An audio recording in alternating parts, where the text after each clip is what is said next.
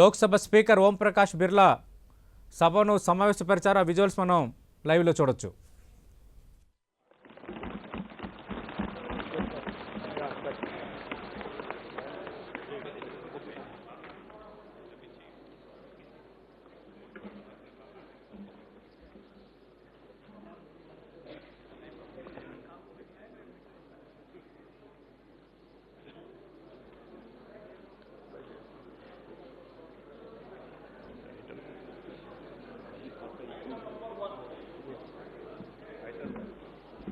माननीय मंत्री जी, item number 1। हाँ जी, एक मिनट जी।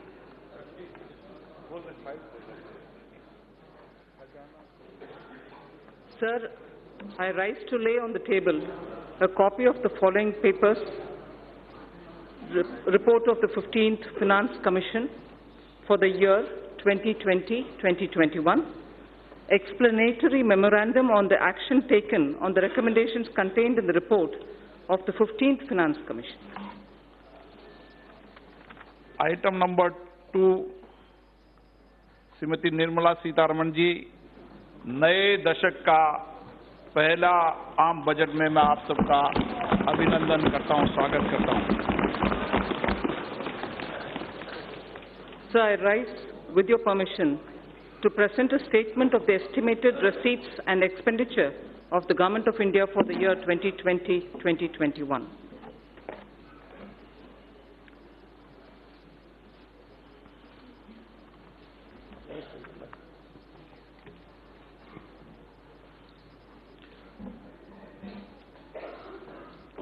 दो हजार 2021 के लिए भारत सरकार 2021. Sir, in May 2019, Prime Minister Modi received a massive mandate to form the government again. With renewed vigor, under his leadership, we commit ourselves to serve the people of India with all humility and dedication. People of India have unequivocally given their Janadesh for not just political stability and also reposed faith in our economic policy. This is the budget to boost their incomes and enhance their purchasing power. Only through higher growth we can achieve that and have our youth gainfully and meaningfully employed. Let our businesses be innovative, healthy, and solvent with use of technology. For today's youth, born at the turn of the century, for every member of the scheduled castes and scheduled tribes who seek a better life, for every woman wishing to stand up and get counted, for every individual from the minority sections of our society, this budget aims to give and have your aspirations and hopes addressed. We wish to open up vistas for a vibrant and dynamic economy with a gentle breeze of new technology. This vibrant India shall be a caring society which shall attend to its weak, the old, and the vulnerable among its citizens. During 2014-19, our government brought in a paradigm shift in governance. This shift was characterized by a twin focus: fundamental structural reform and inclusive growth. Fundamentals of the economy are strong, and that has ensured macroeconomic stability. Inflation has been well contained. Banks saw a thorough cleaning up of accumulated loans of the past decade, and then they were recapitalized. Companies were provided an exit through the IBC. Several steps on the formalization of the economy were taken up. Of the structural reforms, the goods and services tax, the GST, has been the most historic in our country.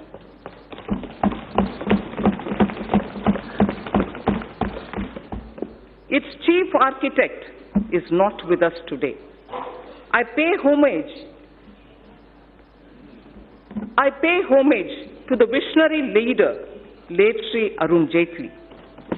At the time of rollout of GST, he had said, and I quote, It will be an India where the center and states will work harmoniously towards the common goal of shared prosperity. The unanimity of the constitutional amendment and the consensus of the GST Council highlights that India can rise above narrow politics for the nation's interest. With the GST, neither the state nor the center loses its sovereignty. In contrast, they will pool their sovereignty on decisions on indirect taxes, unquote. True to this vision for the historic structural reform, the goods and services tax has been gradually maturing into a tax that has integrated the country economically. It has consolidated numerous taxes and cesses to one tax and facilitated formalization of the economy. It has resulted in the efficiency gains in logistic and transport sectors. The turnaround time for trucks has witnessed a substantial reduction to the tune of 20% due to abolition of checkposts in the GST. The dreaded Inspector Raj has also vanished. It has also led to a significant benefit to MSME by way of enhanced threshold and composition limit. The effective tax incidence on almost every commodity came down substantially. Through several rate reductions, an annual benefit of 1 lakh crore rupees has been extended to consumers. It amounts to 10% reduction in overall tax incidence.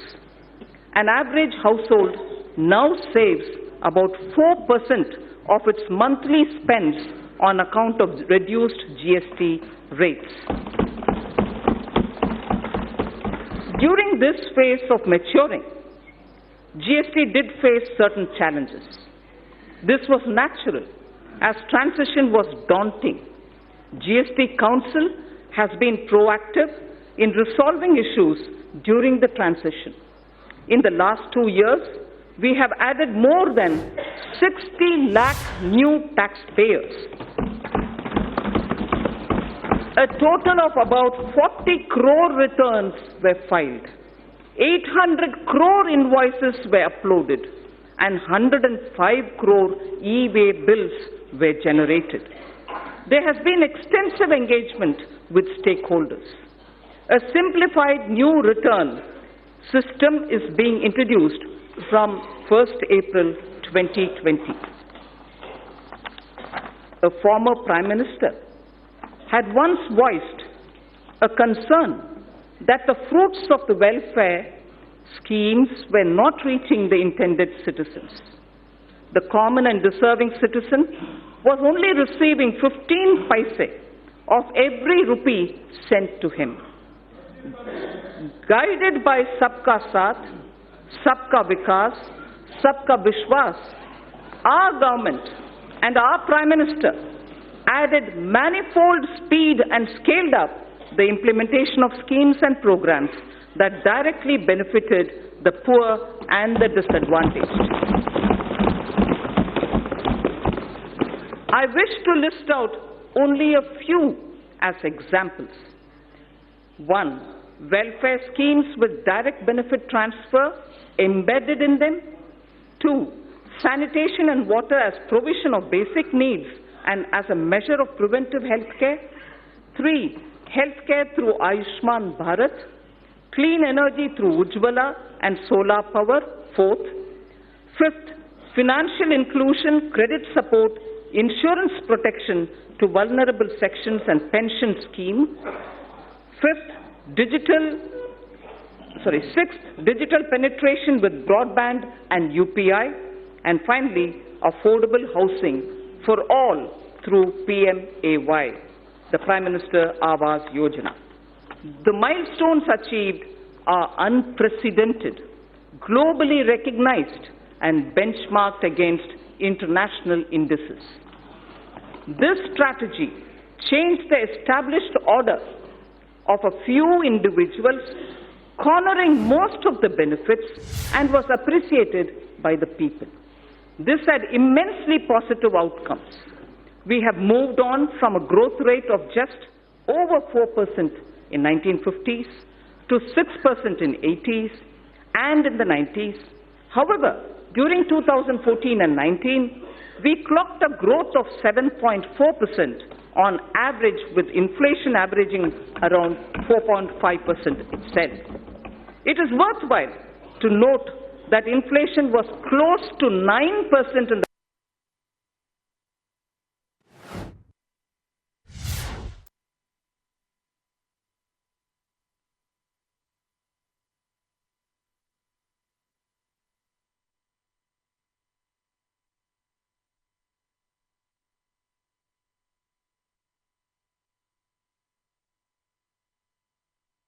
million people out of poverty, which we all should be proud of. We are now the fifth largest economy of the world. India's foreign direct investment got elevated to the level of $284 billion during 2014 and 19 from $190 billion that came in during the years 2009 to 14. The central government debt that has been the bane of our economy got reduced in March 2019 to 48.7% of GDP from a level of 52.2% in March 2014. Just between 14 and 19, I recall this figure, the central government's debt in March 2019 has come down to 48.7% of the GDP from a level of 52.2% in March 2014. With this backdrop, our government shall work towards taking the country forward so that we can leapfrog to the next level of health, prosperity, and well-being. We shall strive to bring ease of living to every citizen. I am mindful of presenting this budget in the backdrop of two cross-cutting developments. One, proliferation of technologies, especially analytics, machine learning, robotics, bioinformatics, and artificial intelligence. And also, number two, the number of people in the productive age group, that is 15 to 65 years of age in India, being at its highest.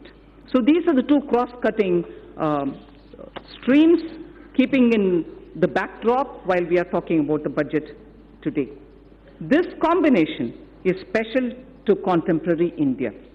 Across the world, if there is a shrinking of globalization, equally there is a debate on the efficacy of monetary policy too. The efforts we have made in the last 5 years and the energy, the enthusiasm and the innovation of our youth are the ignition required to push forward. This Indian spirit of entrepreneurship, which weathered several storms over the centuries, inspire and motivate us. We recognize the need to support and further energize this spirit. This budget is woven around three prominent themes. One, aspirational India, in which all sections of the society seek better standards of living with access to health, education, and better jobs. Two, economic development for all, indicated in the Prime Minister's exhortation of Sabka Saath, Sabka Vikas, Sabka Vishwas. This would entail reforms across swathes of the economy. Simultaneously, it would mean yielding more space for the private sector.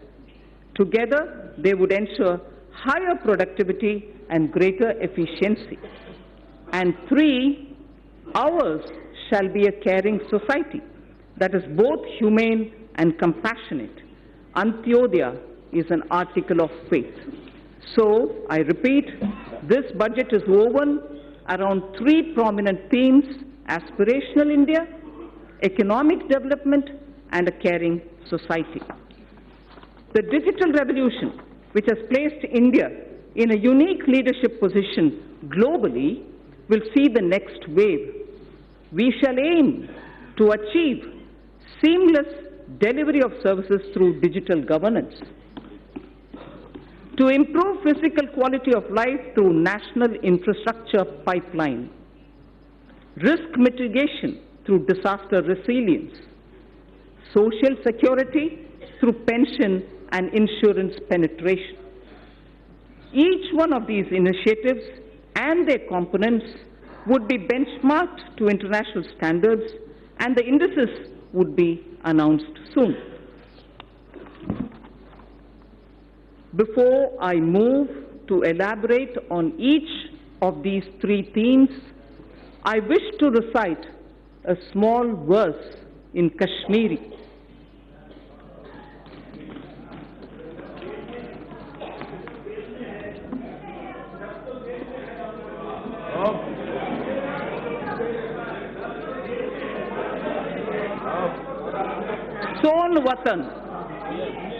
सोन वतन गुलजार शालीमार ह्यूं, सोन वतन गुलजार शालीमार ह्यूं, दल मंज फोलवून पंपोश ह्यूं, नवजवान अन हुंद वूशन खुमार ह्यूं, म्योन वतन च्योन वतन सोन वतन Nundboni Vatan. I'll read this in Hindi, not as a poem, but for the meaning. Hamara Vatan, खिलते हुए शालीमार बाग जैसे. हमारा वतन खिलते हुए शालीमार बाग जैसे. हमारा वतन डल लेक में खिलते हुए कमल जैसा.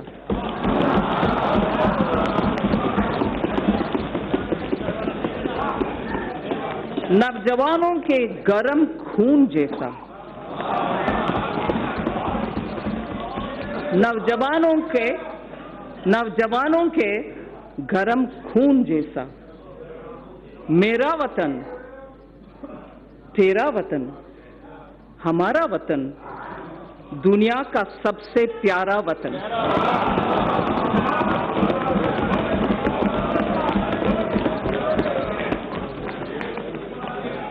It is everything that we do here, everything that we speak through the budget, and everything that this government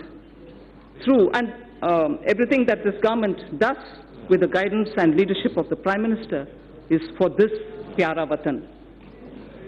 This poem, I must mention, is a poem written by Pandit Dinanath Kaul, who is a Sahitya Akademi awardee. Honorable Speaker, sir, I now move to the first of my theme, which is the aspirational India. I shall cover programs and plans related to agriculture, irrigation, and rural development. That's my first under the aspirational India theme. Second, wellness, water, and sanitation. That's the second under aspirational India. And the third is education and skills. I move to talking about agriculture, irrigation, and rural development.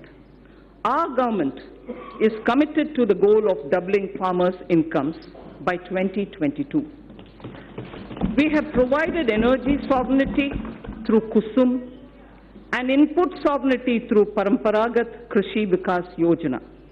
We have provided resilience for 6.11 crore farmers insured under Pradhan Mantri Fasal Bima Yojana. Focus on cultivation of pulses, expansion of micro-irrigation through Krishi Sinchai Yojana have raised the self-reliance of the country. Provision of any annual supplement of the income to the farmer directly is done through PM Kisan. Connectivity through PM-GSY, Gram Sadak Yojana, financial inclusion have helped raise farm incomes. Prosperity to farmers can be ensured by making farming competitive. For this, farm markets need to be liberalized. Distortions in farm and livestock markets need to be removed. Purchase of farm produce, logistics, agri-services need copious investments. Substantial support and hand-holding of farm-based activities such as livestock, apiary, and fisheries need to be provided for. Farmers desire integrated solutions covering storage, financing, and processing and marketing. Adopting sustainable cropping patterns and bringing in more technology are integral to our plan.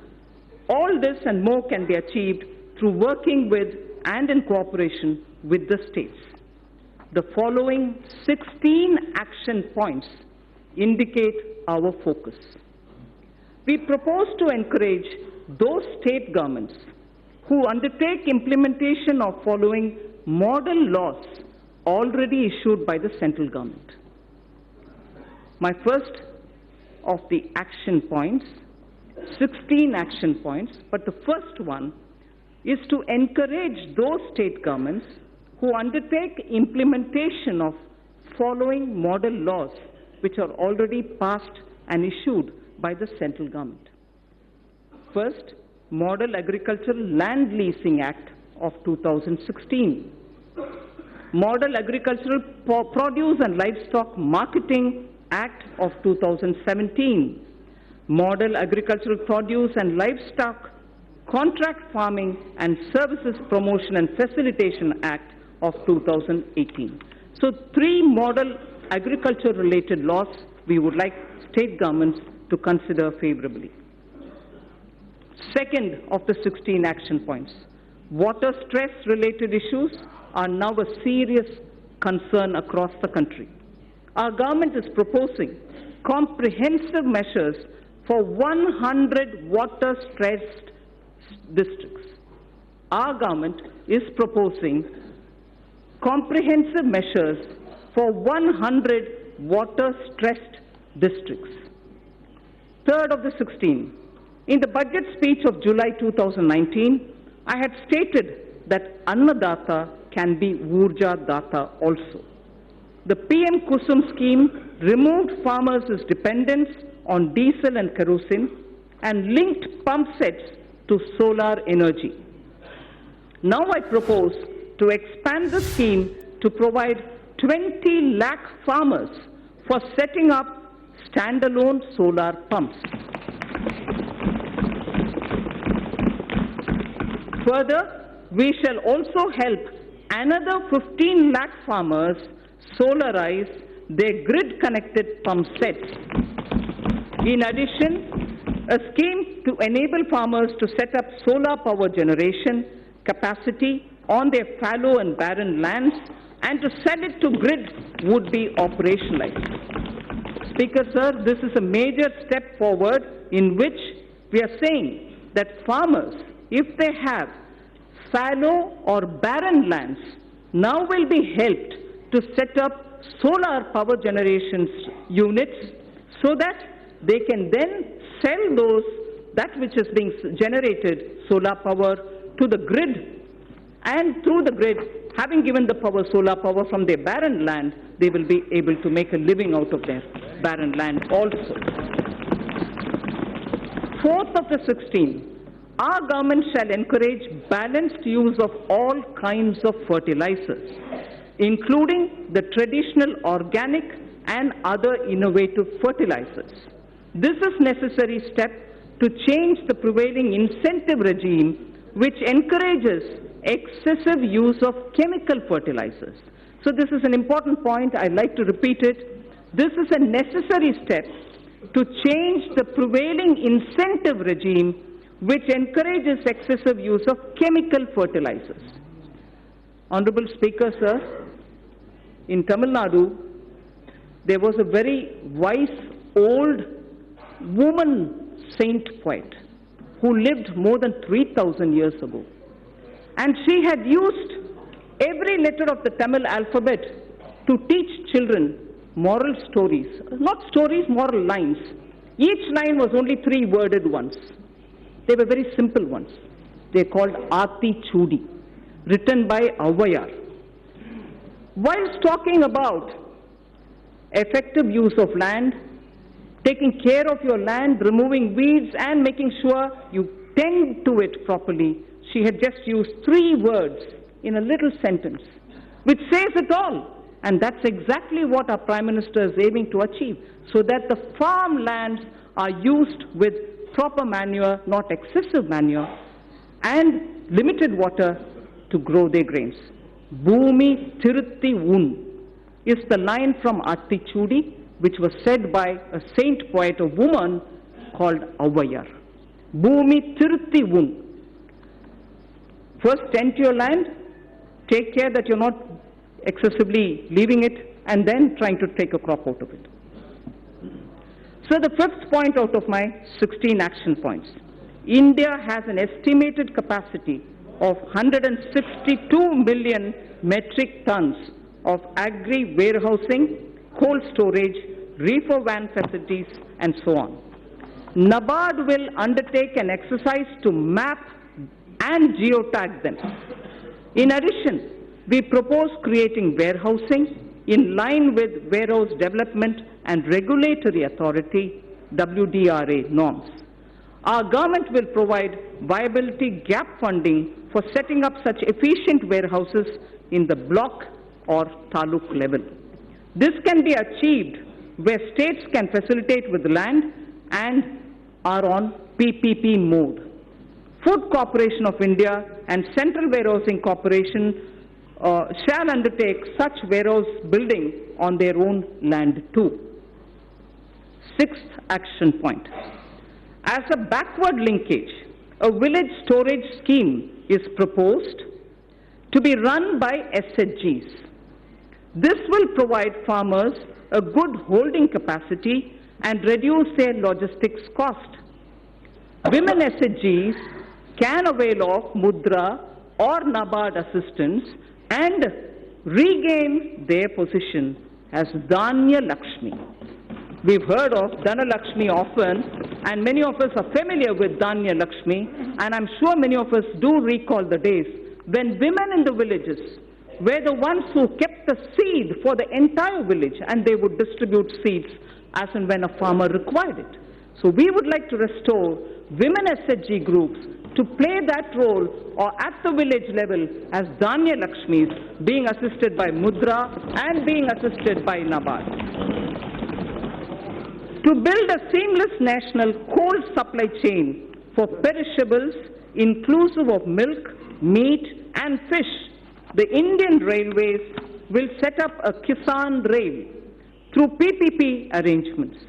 There shall be a refrigerated coaches in express and freight trains as well, so that perishable goods can be quickly, easily within the country transported, and the benefit will accrue to the farmers. Krishi Udan will be launched by the Ministry of Civil Aviation, not just trains. Krishi Udan will be launched by the Ministry of Civil Aviation on international and national routes. This will immensely help improve value realization, especially in Northeast and in the tribal districts. Horticulture sector. So this is very important. Point number 9 of the 16th. Horticulture sector with its current produce. It's a very important point, sir.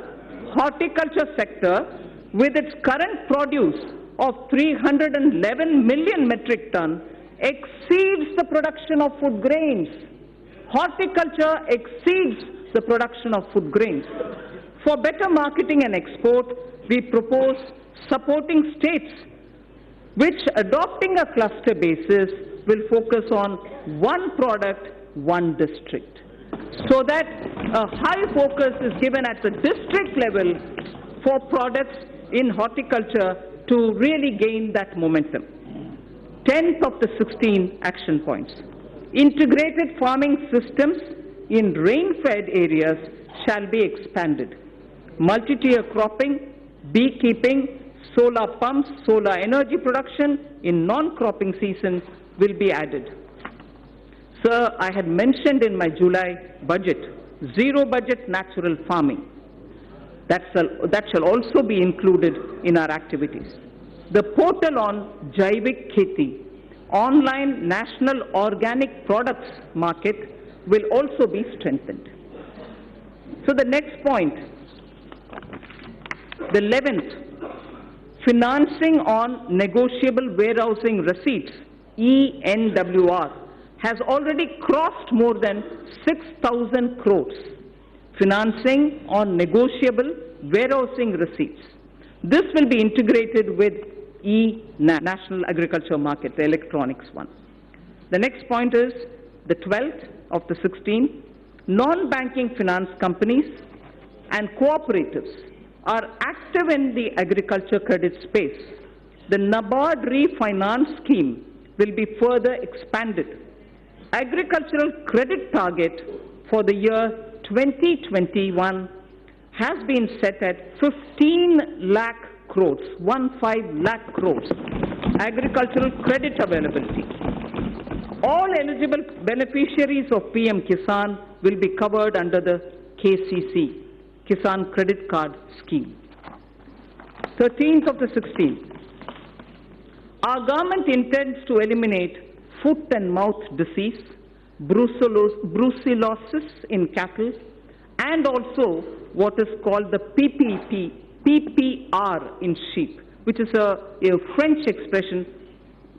Sorry for those who know French. I'll try to pronounce. Peste des petits ruminants. PPR in sheep and goat by 2025. So foot and mouth disease, brucellosis in cattle, and also PPR in sheep and goat by 2025 will be eliminated. Coverage of artificial insemination shall be increased from the present 30% to 70%. Manrega would be dovetailed to develop fodder farms. Further, we shall facilitate doubling of milk processing capacity from 53.5 million metric tons to 108 million metric tons by 2025. From 53.5 million metric tons of milk to 108 million metric tons by 2025. 14th point, blue economy. Our government proposes to put in place a framework for development, management and conservation of marine fishery resources. 15th, youth in coastal areas benefit through fish processing and market. By 2022-23, I propose raising fish production to 200 lakh tons. Propose raising fish production to 200 lakh tons. Growing of algae, seaweed and cage culture will also be promoted. So this coming point is very important.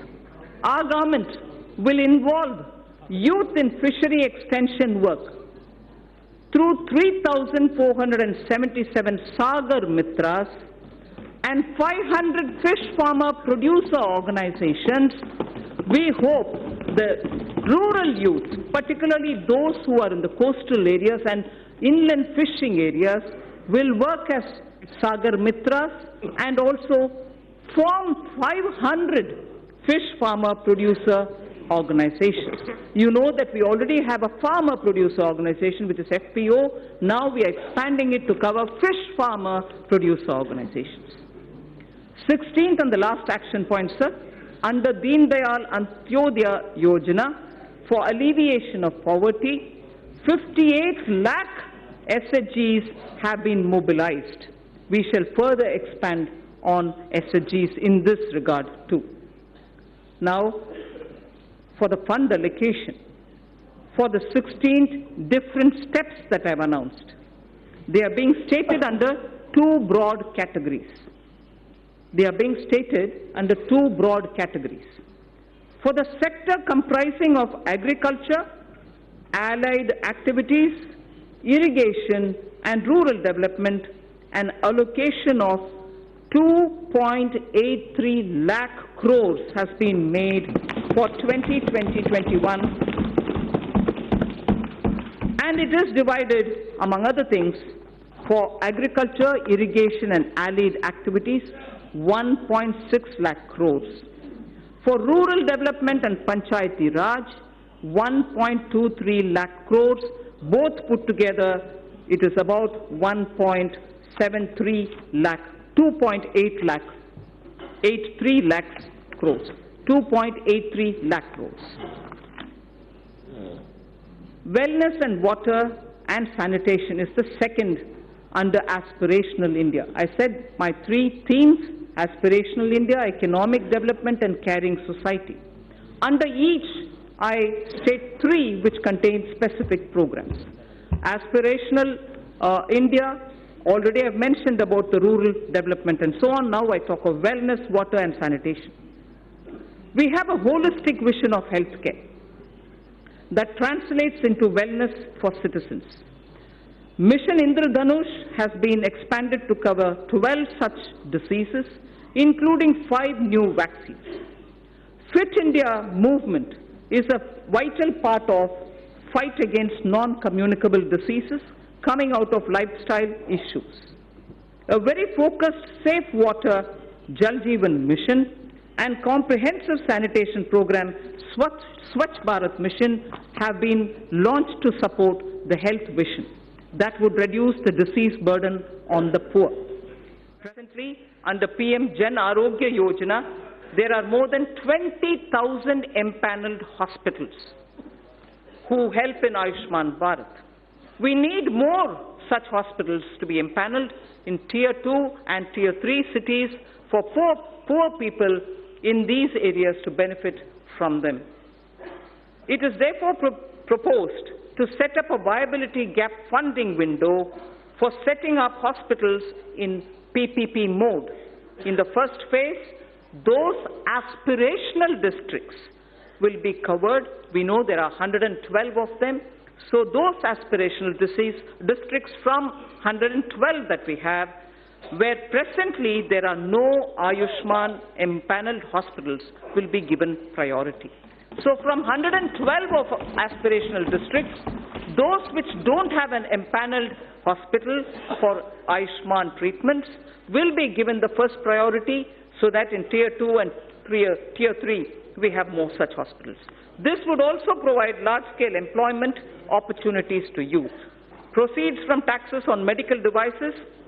This is very interesting. It has a bearing on what I will be saying during taxation, the Part B. Proceeds from taxes on medical devices would be used to support this vital health infrastructure which will get built in the aspirational districts. Using machine learning and artificial intelligence in the Ayushman Bharat scheme, health authorities and the medical fraternity can target diseases with an appropriately designed preventive regime. TB harega, desh jeetega. TB harega, desh jeetega. This campaign has been launched. I propose to strengthen this campaign to realize our commitment to end tuberculosis by 2025. I propose to expand also Jan Aushadhi Kendra scheme to all districts, offering 2,000 medicines and 300 surgicals by 2024. I have provided for the health sector about 69,000 crores, that is inclusive of 6,400 crores for Prime Minister Jan Arogya Yojana. So now the important point on sanitation. Our government is committed to ODF Plus. We know ODF is already there, launched, successfully sort of covered, saturation reached. But our government is committed to ODF Plus in order to sustain ODF behavior, because it has a lot of impact. If behavioral patterns don't remain consistent, it can have a negative bearing. So our government is committed to ODF Plus in order to sustain ODF behavior and to ensure that no one is left behind. Now more needs to be done towards liquid and grey water management. Focus would also be on solid waste collection, source segregation and processing. The total allocation for Swachh Bharat mission is about 12,300 crores for this year, 2020-21. Aiming to provide piped water supply to all households, Prime Minister announced from the Red Fort the Jal Jeevan mission. Our government has approved 3.6 lakh crore for this mission. 3.60 lakh crore for this mission is being approved. This scheme also places emphasis on augmenting local water resources, recharging existing sources, and will promote water harvesting and desalination. Cities over 1 million population will be encouraged to meet this objective during the current year itself. During the year 2021, this scheme would be provided a budget exclusively of 11,500 crores. So I now move to the third under Aspirational India, education and skills. The third and the final item under Aspirational India is education and skills. By 2030, India is set to have the largest working age population in the world. Not only do they need literacy, but they need both jobs and life skills. Dialogues have been held with state education ministries, members of parliament and other stakeholders about education policy. Over 2 lakh suggestions were also received. The new education policy will be announced soon. It is felt that our education system needs greater inflow of finance to attract talented teachers, innovate and build better labs. Therefore, steps would be taken to enable sourcing external commercial borrowings and FDI so as to deliver higher quality education. Students in general stream, as opposed to those in services or technology stream, sciences and technology stream, need their employment opportunities improved.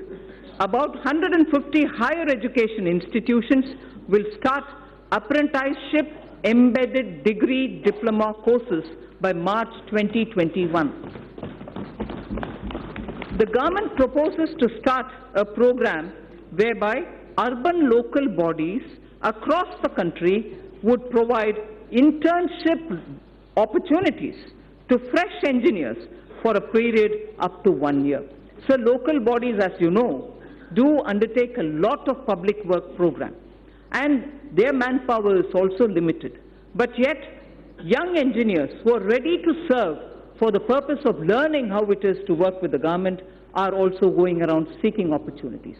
So here we have created an opportunity by saying urban local bodies should now give opportunity for fresh engineers so that they can help them plan better and in turn also learn as an intern under the local bodies. So this is for a period of 1 year that we've opened up. In order to provide quality education to students of deprived section of the society as well as those who do not have access to higher education, it is proposed to start a degree-level, full-fledged online education program. This shall be offered only by institutions who are ranked within top 100 in the National Institutional Ranking Framework. Initially, only a few such institutions would be asked to offer such programs. Sir, India should also be a preferred destination for higher education.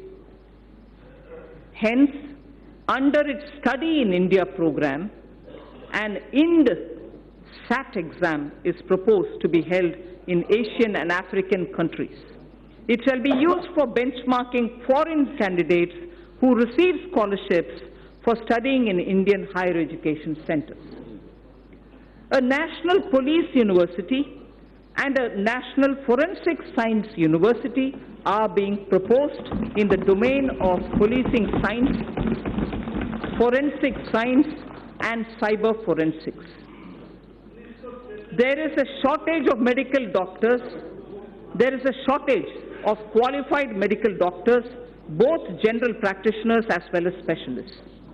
In order to meet this requirement, it is proposed to attach a medical college to an existing district hospital in PPP mode.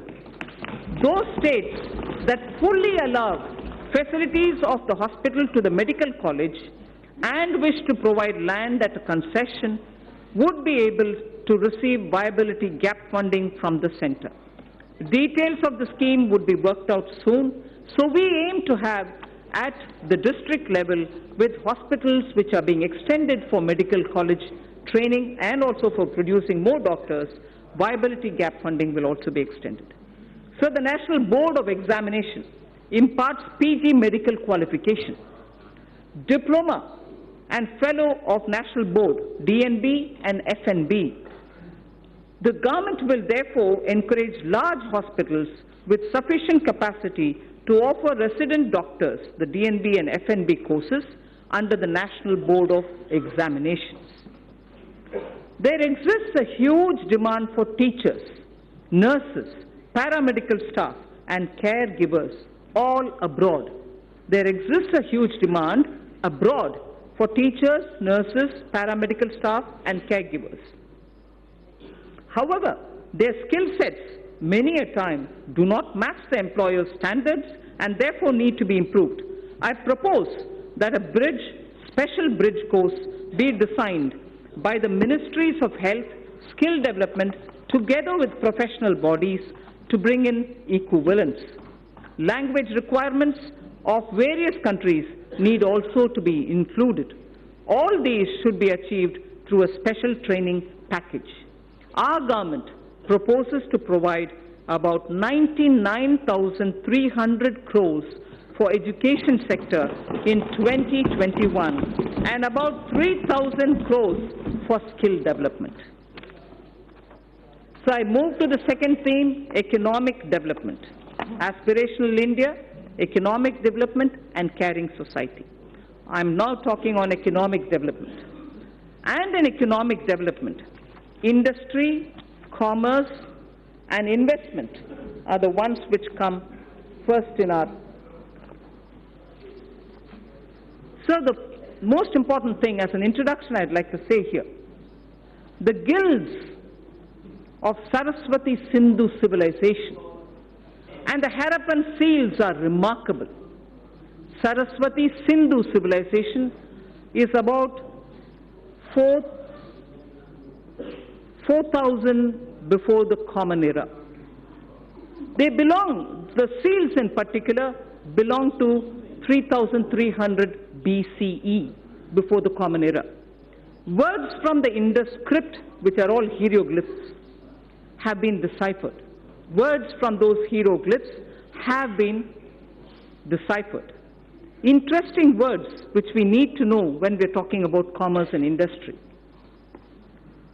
Commerce and trade-related words show how India for a millennia has been a continuing civilization with rich skills in metallurgy, rich skills in trading and so on.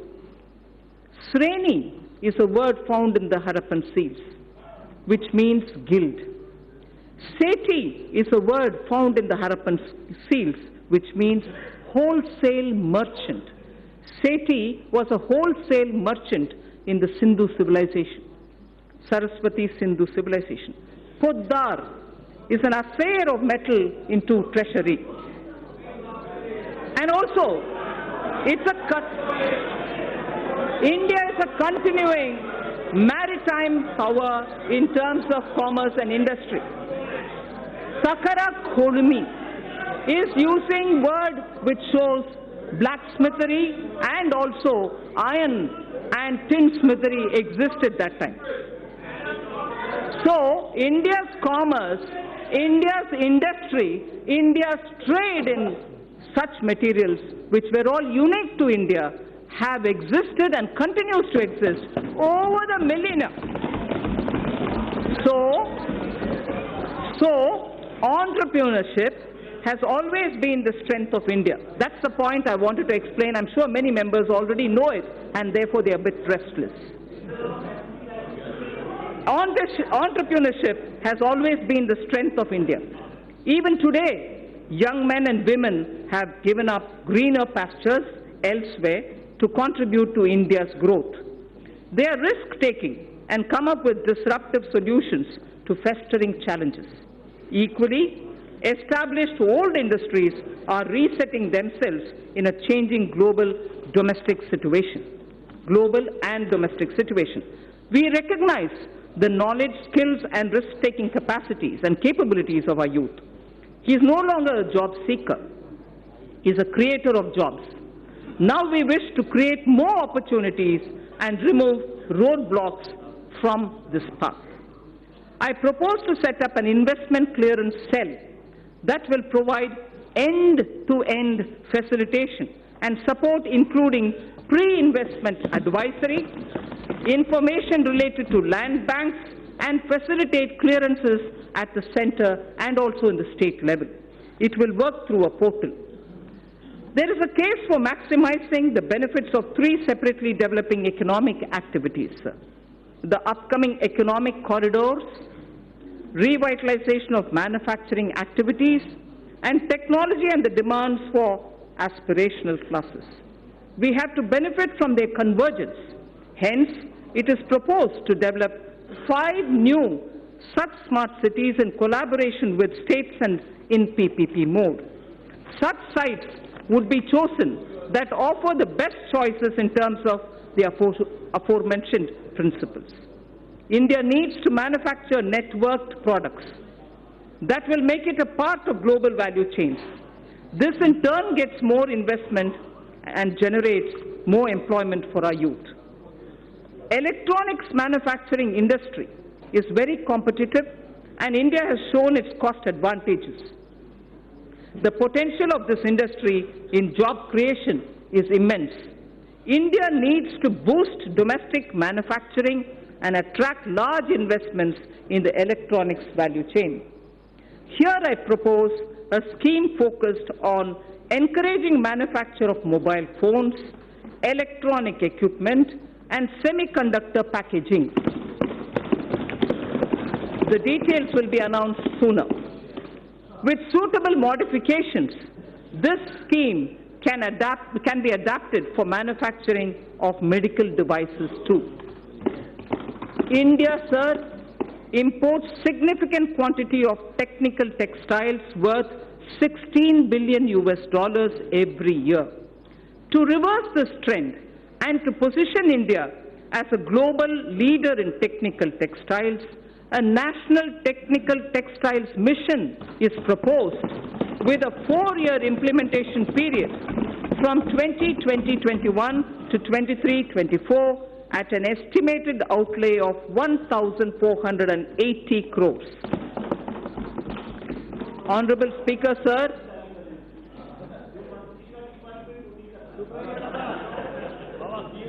Honorable Speaker, sir, from the Red Fort, our Prime Minister spoke about quality and standards when he spoke of zero defect, zero effect manufacturing. In September last year, I had called for a time-bound adoption by industry of all necessary mandatory technical standards and their effective enforcement. All ministries during the course of this year would be issuing quality standard order. So to achieve higher export credit disbursement, a new scheme, NIRVIC, is being launched, which provides for higher insurance cover, reduction in premium for small exporters, and simplified procedure for claim settlements. It is proposed to digitally refund to exporters. That was NIRVIC. I'm coming to a different point now. It is proposed to digitally refund to exporters duties and taxes levied at the center, state, and local levels, such as electricity duties, VAT, the VAT, on fuel used for transportation, which are not getting exempted or refunded under any other existing mechanism. This scheme for reversion of duties and taxes on exported products will be launched from this year itself. Honorable Speaker, it is the vision of our Prime Minister that each district should develop as an export hub. Efforts of the centre and state governments are being synergized and institutional mechanisms are being created in order that every district becomes an export hub. Government e-marketplace, GEM, is moving ahead for creating a unified procurement system in the country for providing a single platform for procurement of goods, services and works. It offers a great opportunity for medium and small and micro enterprises. 3.24 lakh vendors are already on this platform. It is proposed to take its turnover to 3 lakh crores. I propose to provide about 27,300 crores for development and promotion of industry and commerce for the year 2020-2021. So under economic development, the second point that I want to focus on is a very important point, and it is on infrastructure.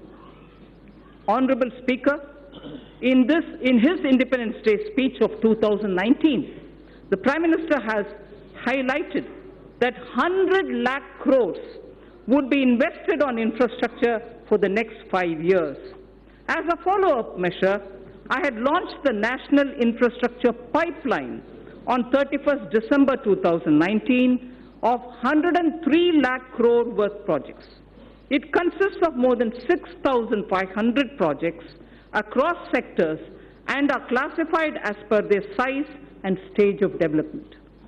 These new projects will include housing, safe drinking water, access to clean and affordable energy, health care for all, world-class educational institutions, modern railway stations, airports, bus terminals, metro, railway transportation, logistics and warehousing, irrigation projects, etc.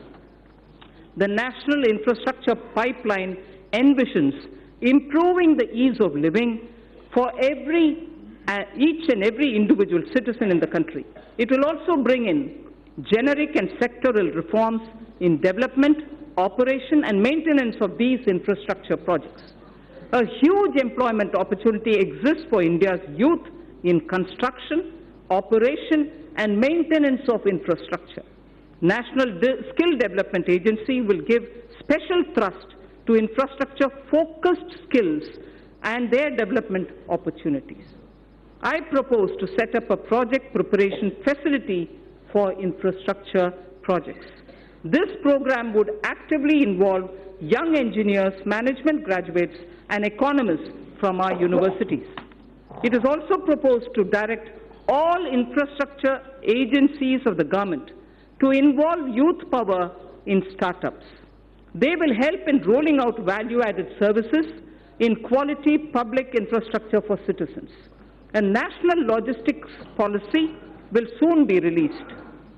Among other things, it will clarify the role of union government, state government, and also the key regulators. It will create a single window e-logistics market and focus on generation of employment, skills, and making MSMEs competitive. So also, accelerated development of highways will be undertaken. This will include development of 2,500 kilometer access control highways, 9,000 kilometers of economic corridors, 2,000 kilometers of coastal and land port roads, and 2,000 kilometers of strategic highways. The Delhi-Mumbai Expressway and 2 other packages would be completed by 2023. Chennai-Bengaluru Expressway would also be started. So the fast-track mechanism encourages us towards greater commercialization of our highways so that NHAI can raise more resources. I propose to monetize at least 12 lots of highway bundles of over 6,000 kilometers before 2024. In carrying out its duty, the Indian Railways performs a service to the nation. Within 100 days of assumption of this government, it has commissioned 550 Wi-Fi facilities in as many railway stations. It has eliminated unmanned level crossings and aims to achieve electrification of 27,000 kilometers of tracks. This will call, obviously, for optimization of costs. Railways have small operating surplus. About Indian Railways, there are 5 measures, among other things, that I wish to highlight. Setting up a large solar-powered capacity. Setting up a large solar power capacity alongside the rail tracks on the land owned by railways. A proposal is under consideration. 4 station redevelopment projects and operation of 150 passenger trains would be done through PPP mode. The process of inviting private participation is underway. More Tejas type trains will connect iconic tourist destinations. High-speed train between Mumbai and Ahmedabad would be actively pursued. 148-kilometer Bengaluru suburban transport project at a cost of 18,600 crores would have fares on metro model. Central government would provide 20% of the equity, and it will also facilitate external assistance up to 60% of the project cost. Sir, our seaports need to be more efficient. Technology has to be used to improve performance. A governance framework keeping with global benchmarks needs to be put in place. This government would consider corporatizing at least one major port and subsequently its listing on the stock exchanges. Inland waterways received a boost. Inland waterways received a boost in the last 5 years. The Jal Vikas Marg on National Waterway 1 will be completed. Further, the 890-kilometer Dhubri-Sadiyar connectivity in Assam will be done by 2022. Honorable Speaker, sir, developing waterways has its impact on the ecosystem on both the banks of the river. Our Prime Minister has conceptualized Arth Ganga. Plans are afoot to energize economic activity along the river banks. Air traffic has been growing rapidly in the country as compared to global average. 100 more airports would be developed by 2024 to support the Udaan scheme. It is expected that the air fleet number shall go up from the present 600 to 1,200 during this time itself. I propose to provide 1.7 lakh crores for transport infrastructure in 2021. So taking electricity to every household has been a major achievement of this government. However, the distribution sector, particularly the DISCOMs, are under financial stress. The ministry intends to promote smart metering.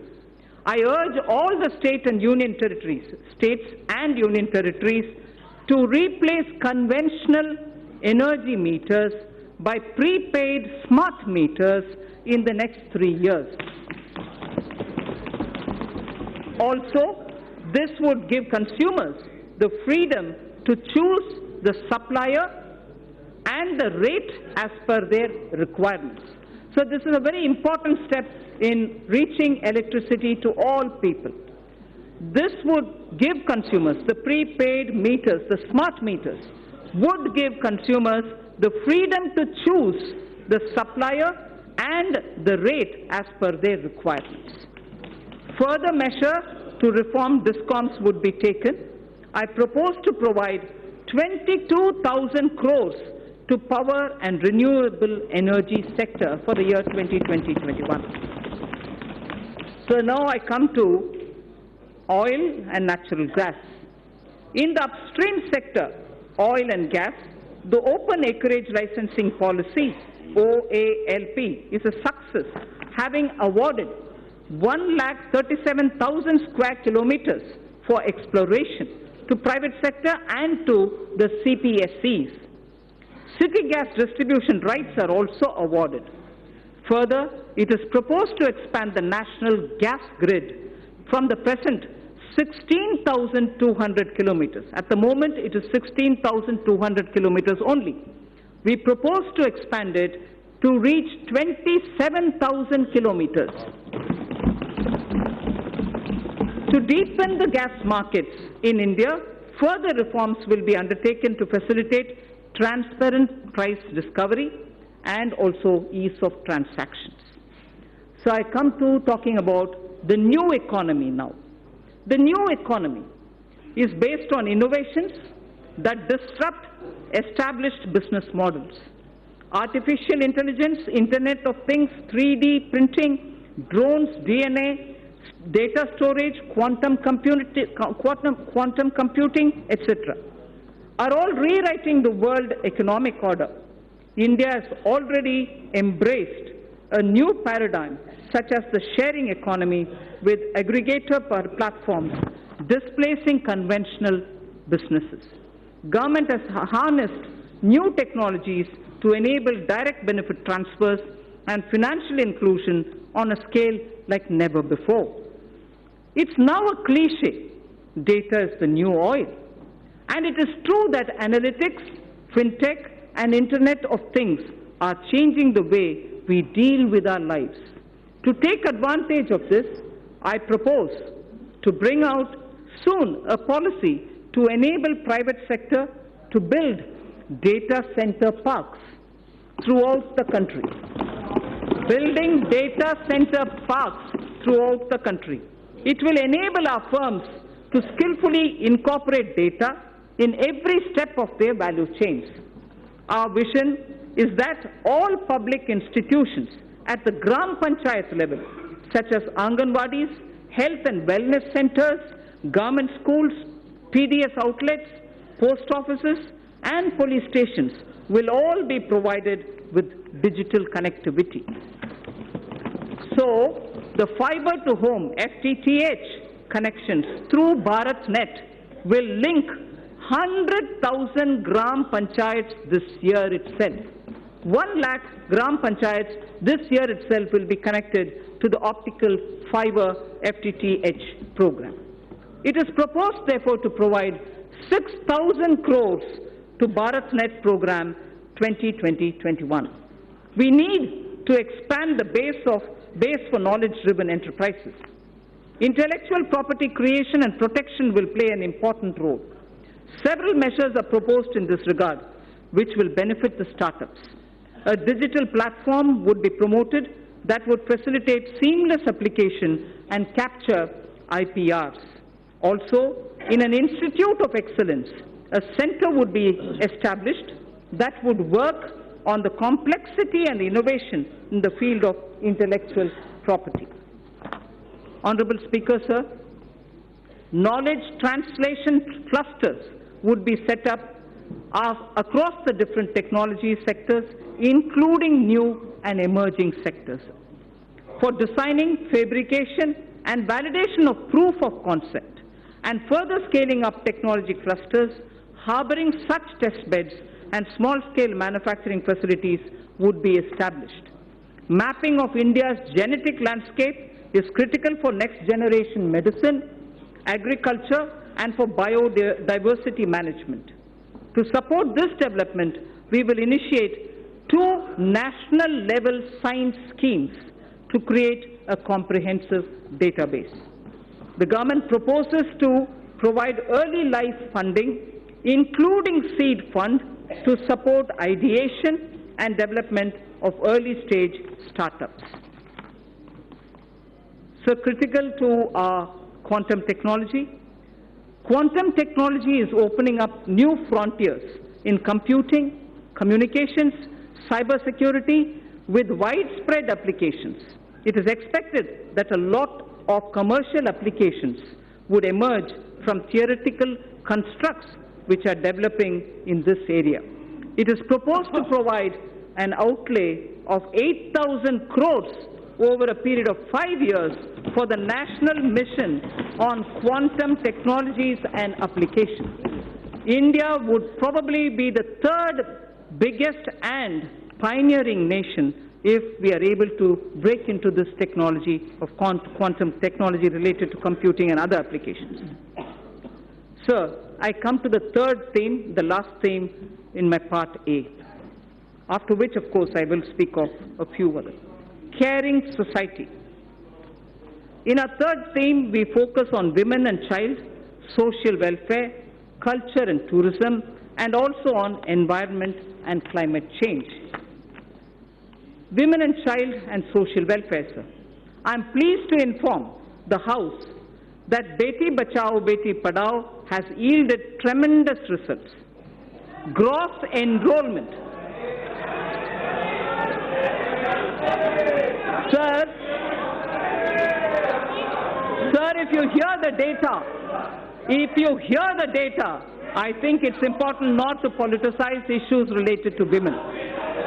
Beti Bachao, Beti Padhao has yielded tremendous results. Gross enrollment ratio of girls across all levels of education is now higher than boys. At elementary level, it is 94.32% as against 89.28% for boys. At secondary level, it is 81.32% as compared to 78% for boys. At higher secondary level, girls have achieved a level of 59.70% compared to only 57.54% for boys. So girls are actually under Beti Padhao benefiting from the scheme. Health of mother.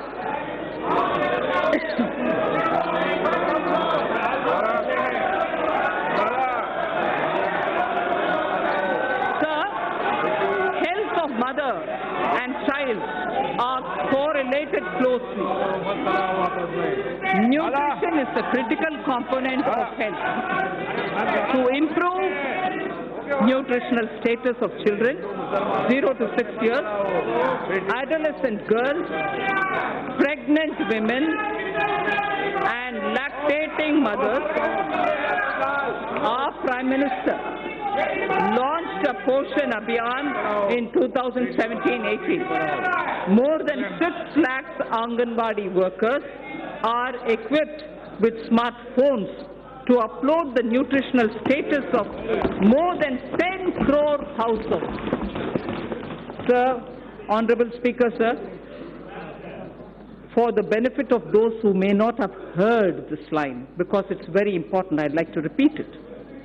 To improve the national nutritional status of children in 0 to 6 years of age, adolescent girls, pregnant women and lactating mothers, our Prime Minister launched a Poshan Abhiyan in 2017-18. More than 6 lakh Anganwadi workers are equipped with smartphones to upload the nutritional status of more than 10 crore households. The scale of this development is unprecedented. So the next is, women's age of marriage was increased from 15 years to 18 years in 1978 by amending erstwhile Sharda Act of 1929. As India progresses further, opportunities open up for women to pursue higher education and careers. There are imperatives of lowering MMR, maternal mortality rate, as well as improvement of nutrition levels. Entire issue about age of girl entering motherhood needs also to be seen in this light. I propose to appoint a task force that will present its recommendations in 6 months' time. I propose to provide 35,600 crores for nutrition-related programs for the financial year 2020-2021. So, in continuing with our government's commitment to welfare of women, this budget provides for about 28,600 crores for programs that are specific to women. Our government is determined that there shall be no manual cleaning of sewer systems or septic tanks. Suitable technologies for such tasks have been identified by the Ministry of Housing and Urban Affairs. The ministry is working with urban local bodies for the adoption of these technologies. We will now take this to its logical conclusion. We will now take it एक minute बाद to मैं सभी माननीय सदस्यों से आग्रह करूंगा, आपको बजट पर पर्याप्त समय और पर्याप्त अवसर दूंगा, उस समय आप बोलना, और दादा विशेष रूप से आपको बोलने की परमिशन दूंगा। Thank you, sir. No. Thank you, Speaker, sir. We will now take this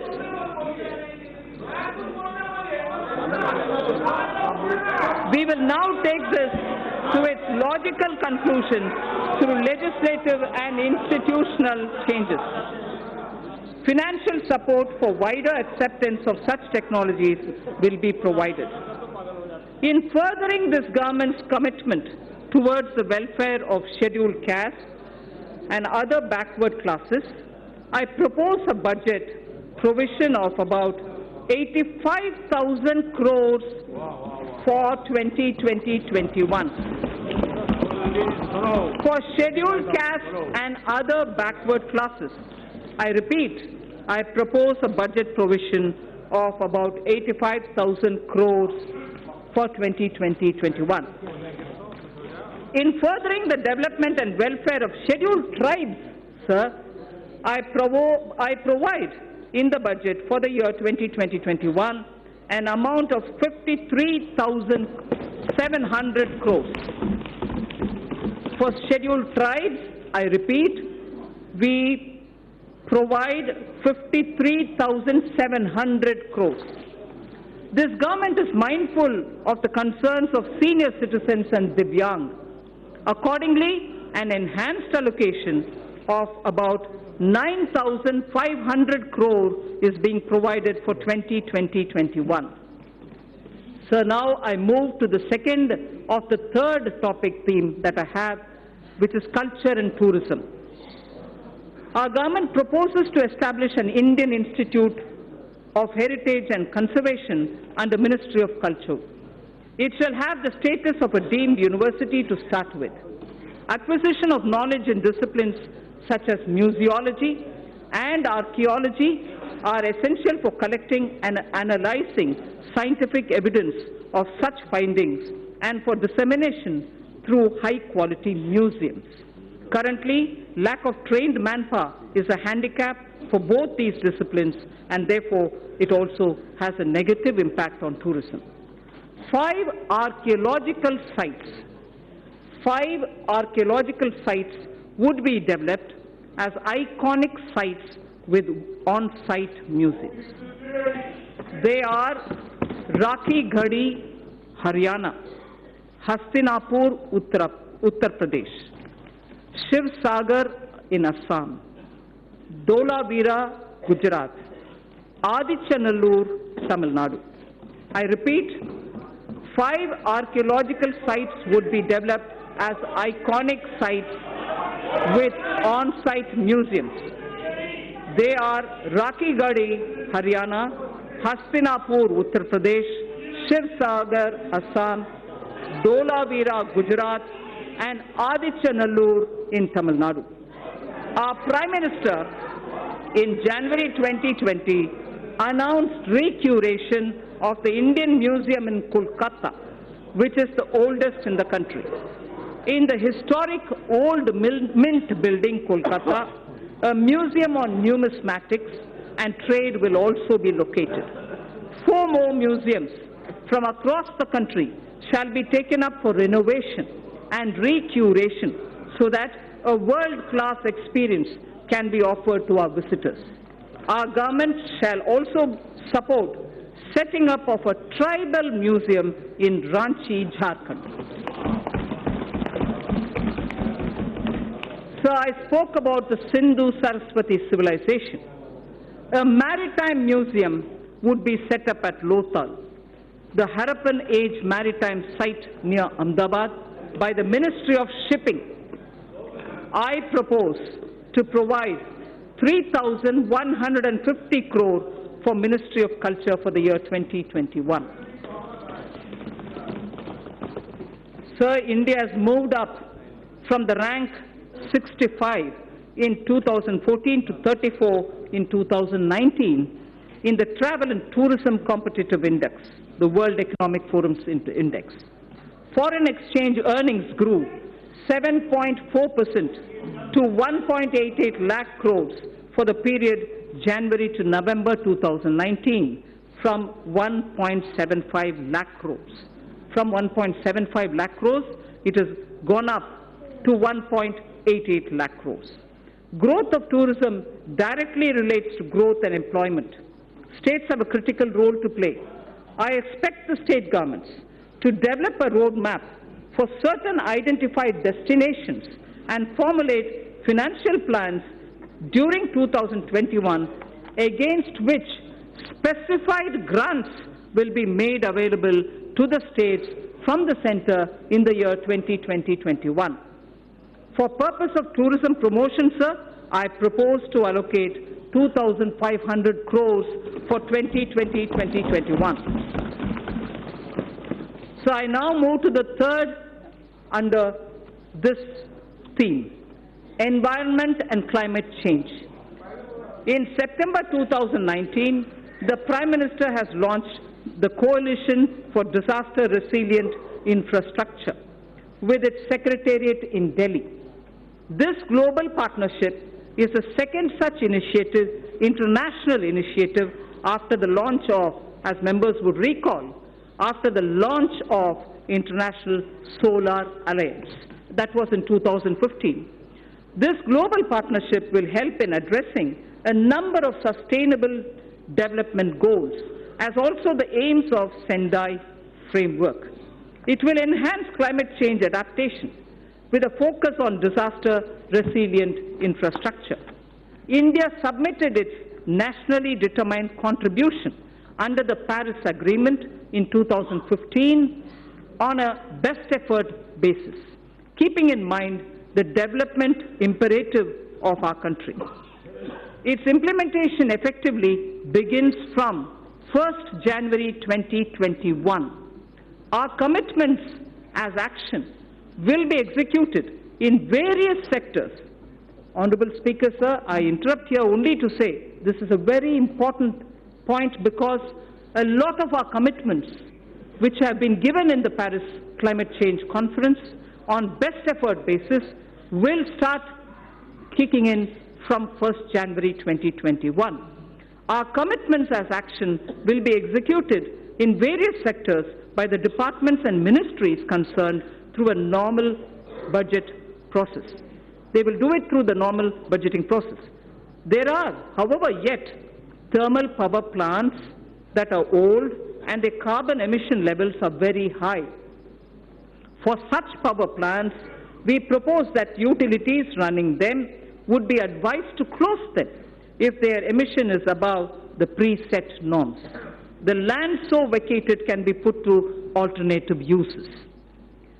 In large cities having population above 1 million, clean air is a matter of concern. I'm sure a lot of our members will be keen to know about what steps are being taken for cities and clean air.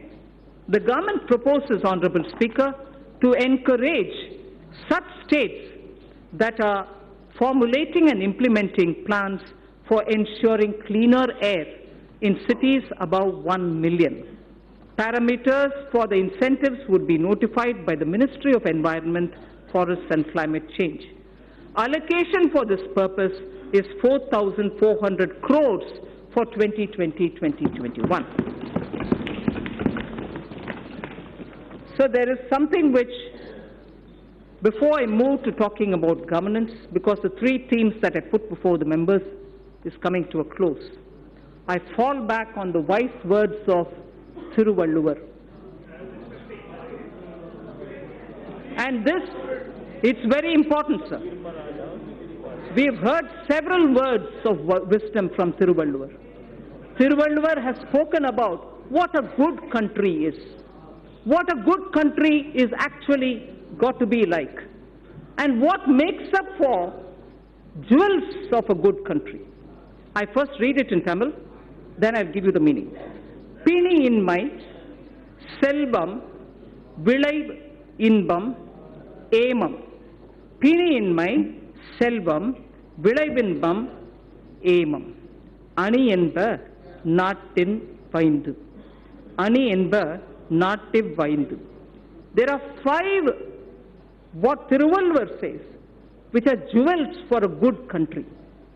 The first is பிணியின்மை, meaning the country will have to be without epidemics or illnesses, major illnesses. The second, he says, it should be wealthy. It should have wealth. It should have wealth. Vilaivu. It should also have vilaichal. In the sense, from the fields, it should have good crop. It should have inbam. It should have happiness. It also should have aimam, which is security and safety of the country. So the 5 jewels. 5 jewels. Piniinmai, selvam, vilaivinbam, aimam, and inbam. Prime Minister Modi, Ayushman Bharat for health for all is Piniinmai. Selvam, wealth creators will be respected in this country. Wealth creators will be respected in this country. Selvam. Vilaichal. Having good crops. Farmer PM Kisan.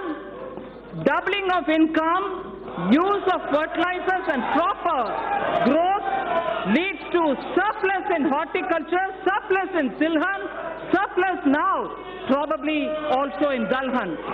So the Prime Minister's program at health, at creating and giving respect for wealth creators and improving agricultural output and looking at ease of living, bringing happiness to people, and above all,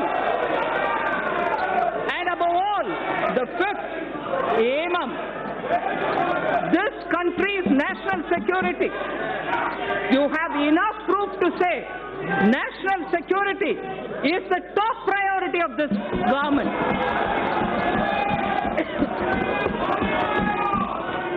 So, if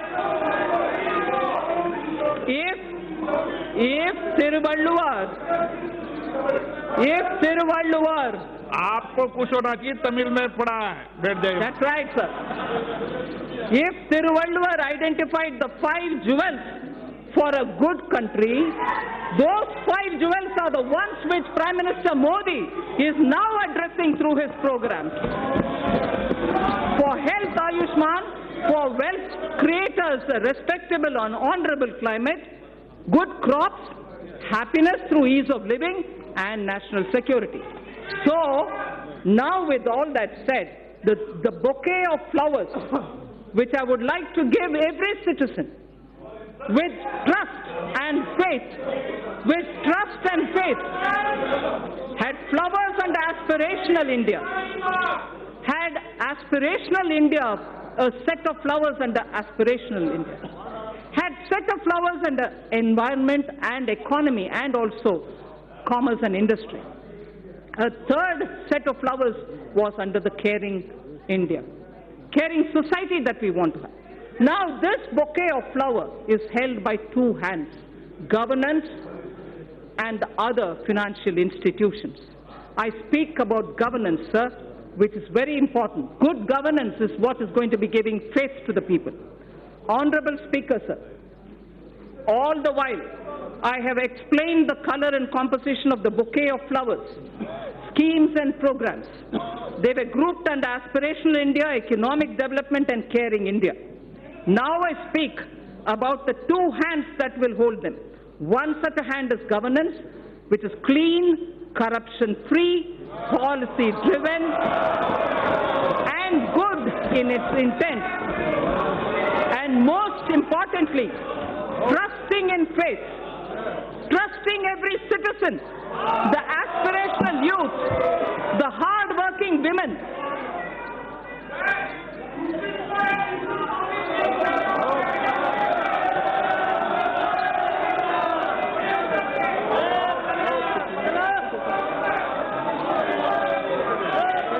Honorable Speaker, sir, trusting every citizen, I repeat, trusting every citizen, the aspirational youth, the hard-working women, the risk-taking entrepreneur, the ever-hopeful and untiring farmer, or the wise and old senior citizen. Many among them are taxpayers. Others may not be taxpayers now. Our Prime Minister has laid before us ease of living as a goal to be achieved on behalf of all citizens. An important aspect of both ease of living and ease of doing business is fairness, efficiency of tax administration. We wish to enshrine, this is important, Honorable Speaker. This is important, sir. Money being allocated to various programs is finance of this country. This is very important, sir. Businesses should have the confidence that things are being fair and the efficiency of the tax administration. We wish to enshrine in the statutes a taxpayer charter through this budget.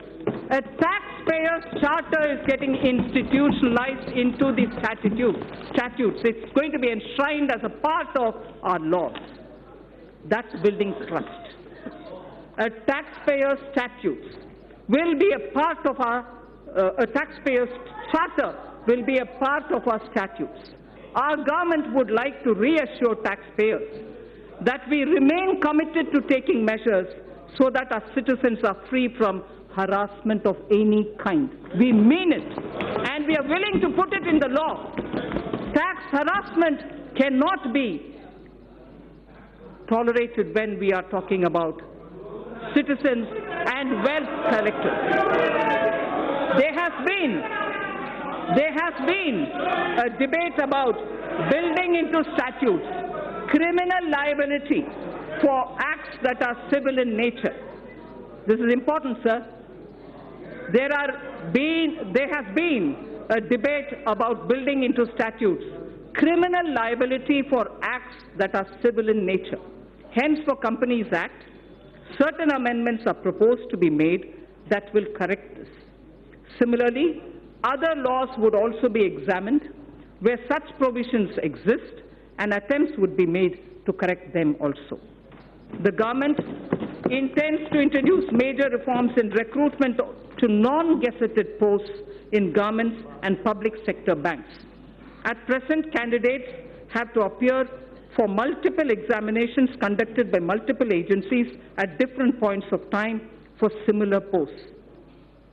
This places enormous burden on time, effort, and cost for young people. To mitigate the hardship so faced, it is proposed to set up a national recruitment agency as an independent, professional, specialist organization for conduct of computer-based online common eligibility test for recruitment to non-gazetted posts. A test center in every district, particularly in the aspirational districts, would be set up. For the speedy disposal of commercial and other disputes, government has constituted various tribunals and specialized bodies. It is proposed to evolve a robust mechanism for appointment, including direct recruitment to these bodies to attract best talents and professional experts. A stable and predictable business environment is a key objective of this government. There is also a strong argument for ensuring that contracts are honored. India has a sound framework related to Contracts Act. We shall deliberate upon strengthening it. There is a growing need, sir, for Indian statistical system to meet the challenges of real-time monitoring of our increasingly complex economy. Data must have strong credibility. The proposed new national policy on official statistics would use latest technology, including artificial intelligence. It would lay down a roadmap towards modernized data collection, integrated information portal, and a timely dissemination of information thus collected. I am happy to inform that India will host G20 presidency in the year 2022. That is the year of 75th anniversary of independence of the Indian nation. During this presidency, India would be able to drive considerably the global economic and development agenda. For this historic occasion, I allocate a sum of 100 crore to begin the preparations. 100 crore rupees. Sir, Northeastern region has a very high priority in government's developmental agenda. Government is ensuring smooth access to financial assistance from multilateral and bilateral funding agencies to help introduce innovative and global best practices. Central government has effectively used an online portal to reduce gestation period of online. This has improved the flow of funds to the Northeast region. The government is fully committed to supporting the all-round development of the newly formed Union Territories of Jammu and Kashmir and the Union Territory of Ladakh. Accordingly, an amount of 30,757 crore has been provided for the financial year 2020-21. An amount of 5,958 crore has been provided for the Union Territory of Ladakh. So that was one hand, which is governance. Now I come to the other, which is the financial sector. If governance was described as one of the pair of the hands holding the bouquet consisting of aspirational India, economic development and caring India, the other is the financial sector. A clean, reliable, robust financial sector is critical to the economy. A clean, reliable and robust financial sector is critical to the economy. In our efforts to achieve the US $5 trillion economy, the financial architecture should evolve. The financial architecture should keep evolving and move from strength to strength. We had earlier approved consolidation of 10 banks into 4. In the last few years, the Government of India has infused about 3,50,000 crores by way of capital into public sector banks for both regulatory and growth purposes. Governance reforms would be carried out in these banks so that they become more competitive. A few among them will be encouraged to approach capital market to raise additional capital. Sir, I wish to inform this august House that robust mechanism is in place to monitor the health of all scheduled commercial banks and that depositors' money is absolutely safe. I wish to underline this point, sir, that this August House should know that robust mechanism is in place to monitor the health of all scheduled commercial banks and that depositors' money is absolutely safe. Further, the Deposit Insurance and Credit Guarantee Corporation has been permitted to increase deposit insurance coverage for a depositor, which is now standing at 1 lakh of rupees to 5 lakh per depositor. Sir, the insurance cover for a depositor is at 1 lakh now. Now we are raising it to 5 lakh for each depositor. Sir, to strengthen the cooperative banks, Amendments to the Banking Regulation Act are proposed for increasing professionalism, enabling access to capital, and improving governance and oversight for sound banking through the RBI. The limit for NBFCs to be eligible for debt recovery under the Securitization and Reconstruction of Financial Assets and Enforcement of Security Interests under the SARFAESI Act 2002 is proposed to be reduced from 500 crores to asset size 100 crores only, or loan size from existing 1 crore to 50 lakhs. Therefore, we feel many of the small NBFCs which can come for debt recovery would be far easily done for smaller companies. In the last few years, the government has taken concrete steps to bring our banking system to be robust. However, there is a need for greater private capital. Accordingly, it is proposed to sell the balance holding of Government of India's IDBI Bank to private, retail and institutional investors through the stock exchange. There is a need, sir, to take further steps to bring in transparency and greater professionalism in public sector banks. The government will take appropriate measures towards this end. Sir, to help easy mobility while in jobs, we wish to infuse into the universal pension coverage with auto-enrollment. Also, we wish to place such mechanisms which can enable interoperability and provide safeguards for the accumulated corpus. Regulating role of PFRDAI, which is the pension regulatory body, requires strengthening.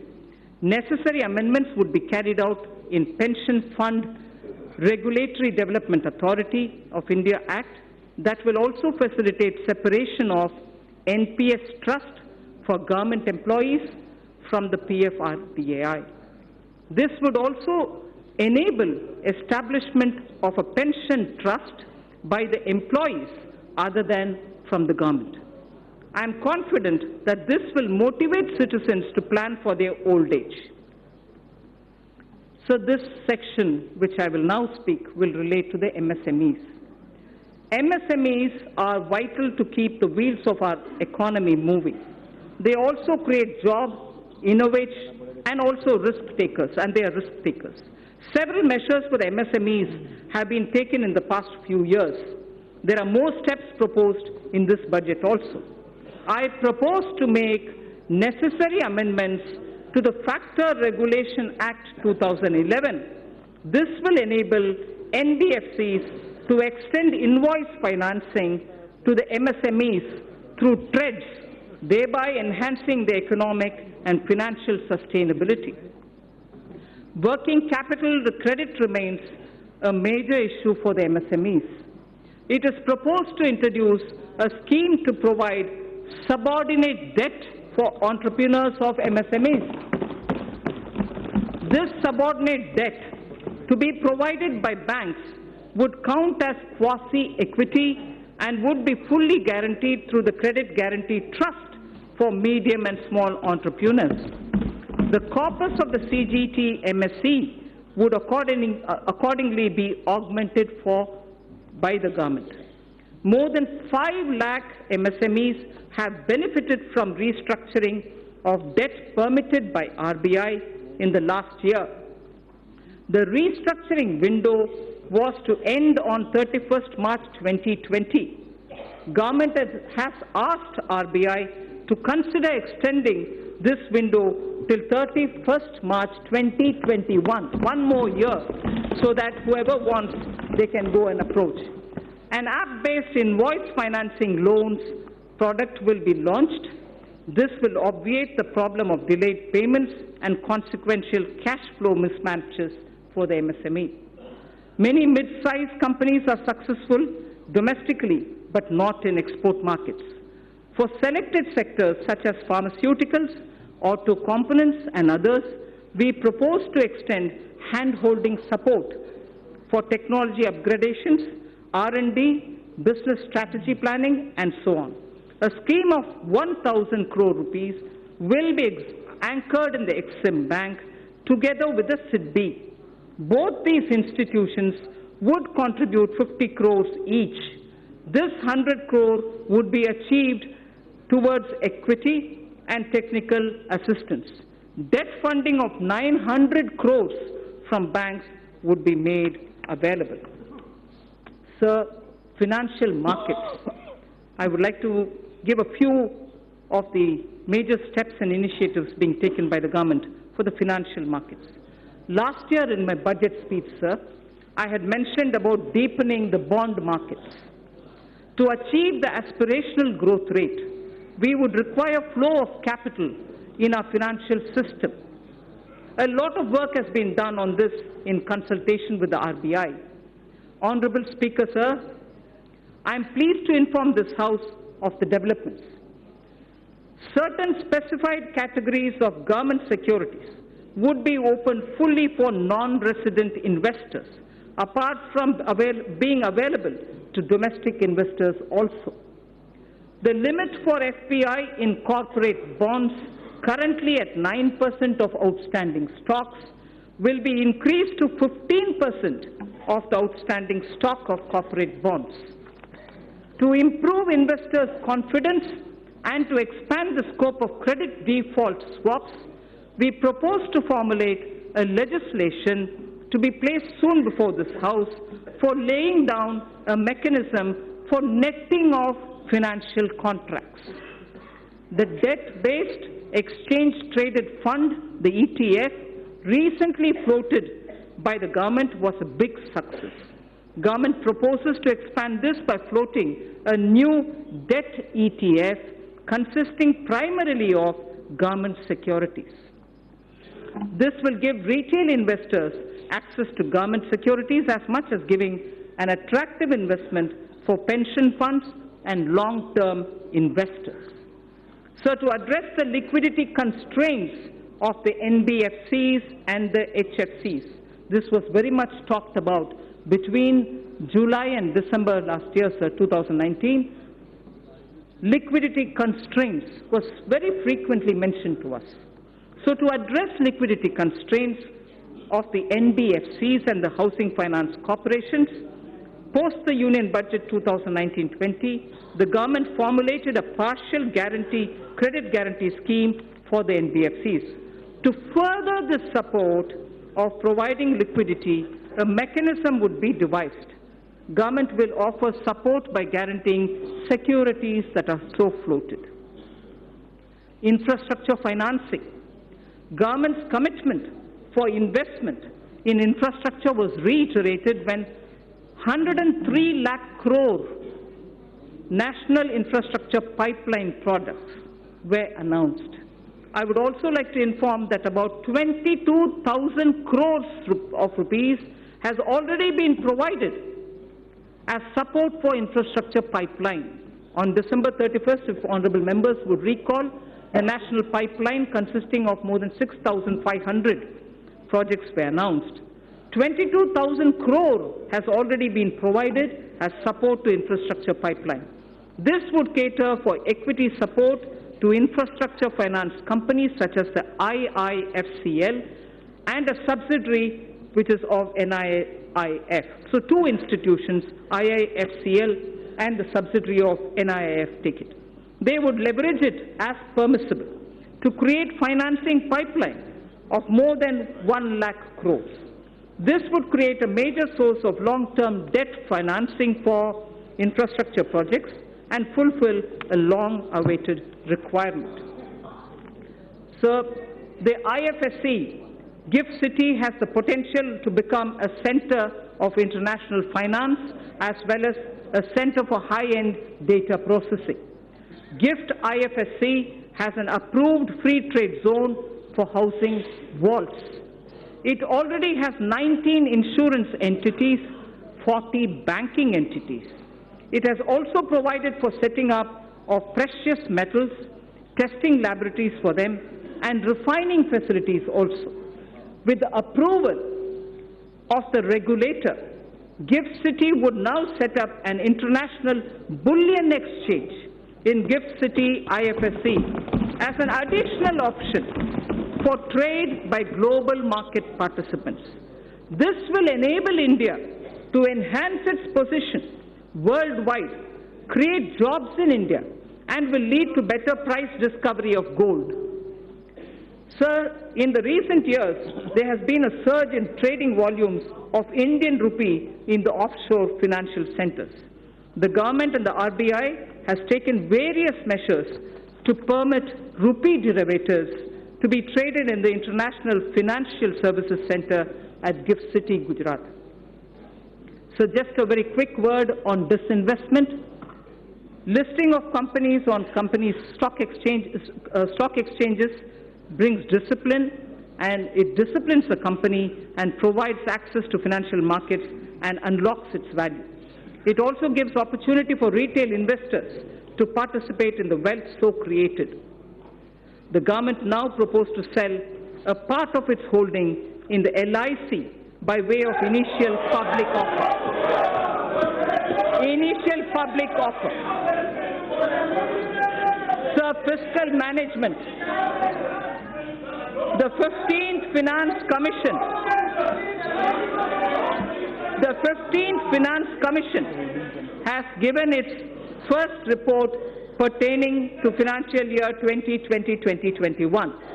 In the spirit of cooperative federalism, I am pleased to announce that we have in substantial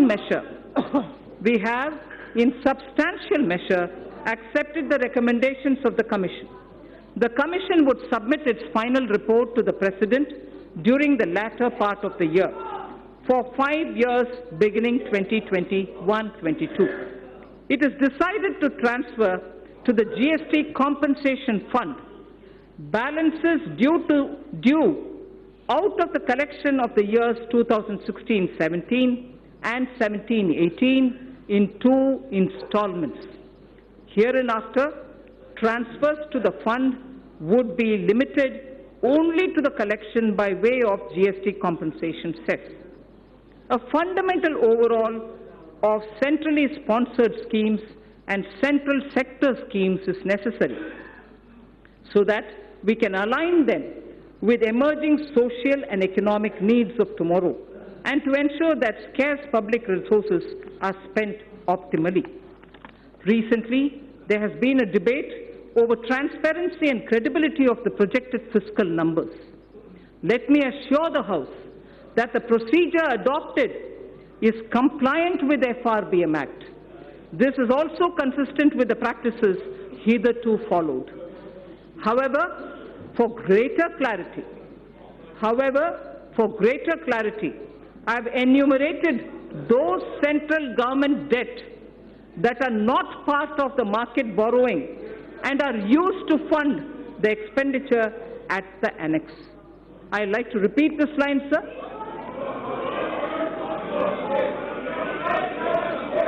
I'd like to repeat this line, sir. For greater clarity, I have enumerated those central government debts that are not part of market borrowing and are used to fund the expenditure at the annex. Servicing of interest and repayment of these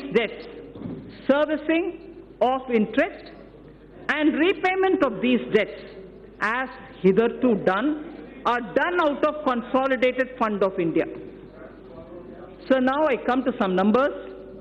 Revised estimates of expenditure for the financial year 2019-20 are at a level of 26.99 lakh crores and the receipts are estimated at 19.32 lakh crores. We have estimated nominal growth of GDP for the year 2020-21 on the basis of trends available at 10%. Accordingly,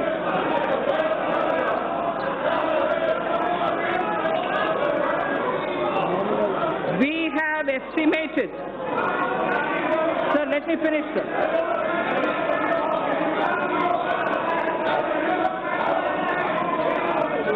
So we have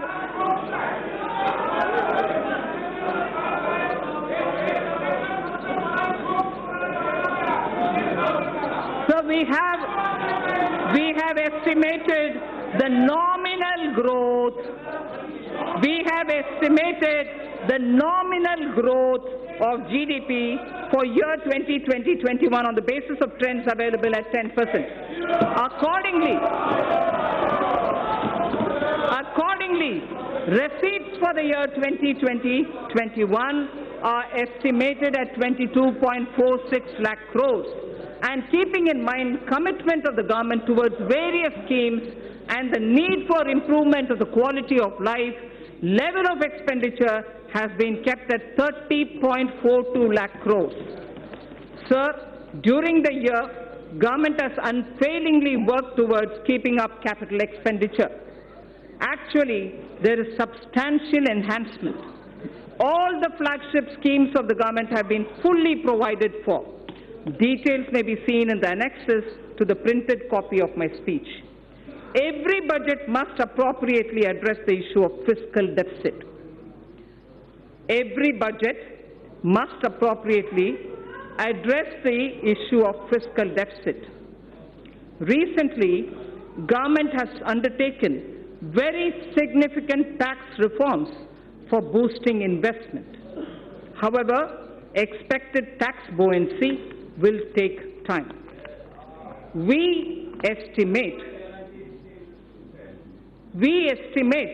a fiscal deficit of 3.8% in RE 2019-20 and 3.5% for BE 2020-2021.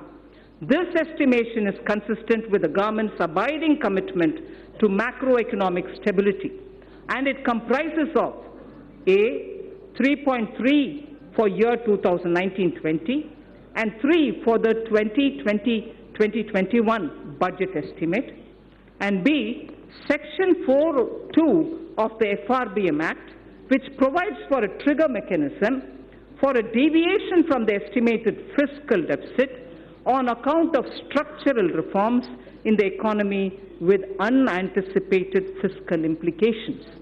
Therefore, I have taken a deviation of 0.5% consistent with the Section 4.3 of the FRBM Act, both for RE 2019-20 and BE 2020-21.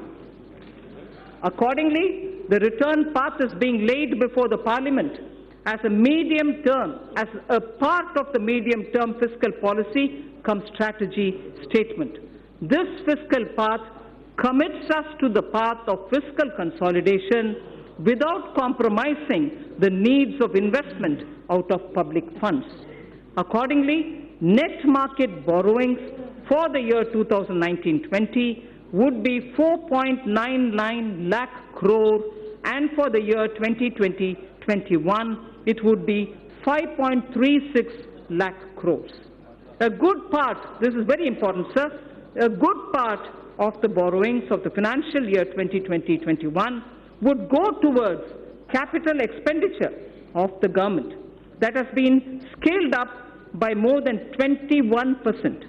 As I had previously mentioned, another about 22,000 crores have already been allocated for equity to fund certain specified infrastructure finance companies who would leverage it manifold and provide much needed long-term finance for infrastructure sector.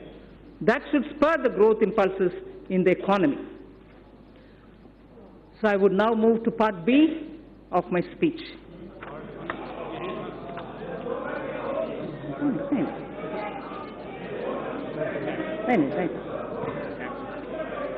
Direct tax.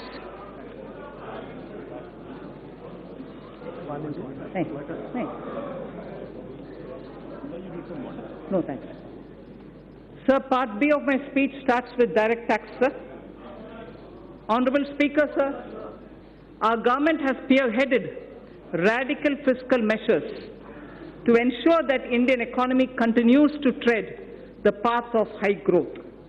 There are times when countries are competing with each other like never before to become the most attractive destination for doing business.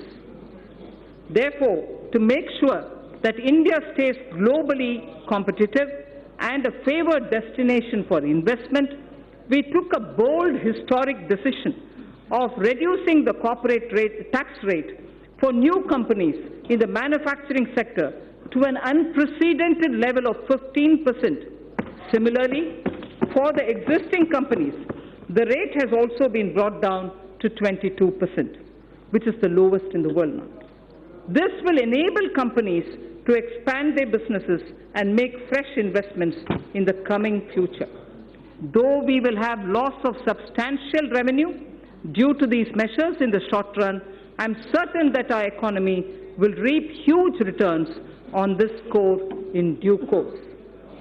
So one quick verse from Raghuvamsa, written by Kalidasa.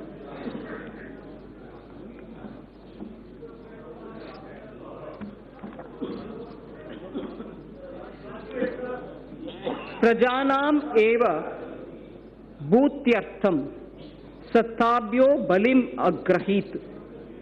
Prajanam eva bhutyartham satabhyo balim agrahit.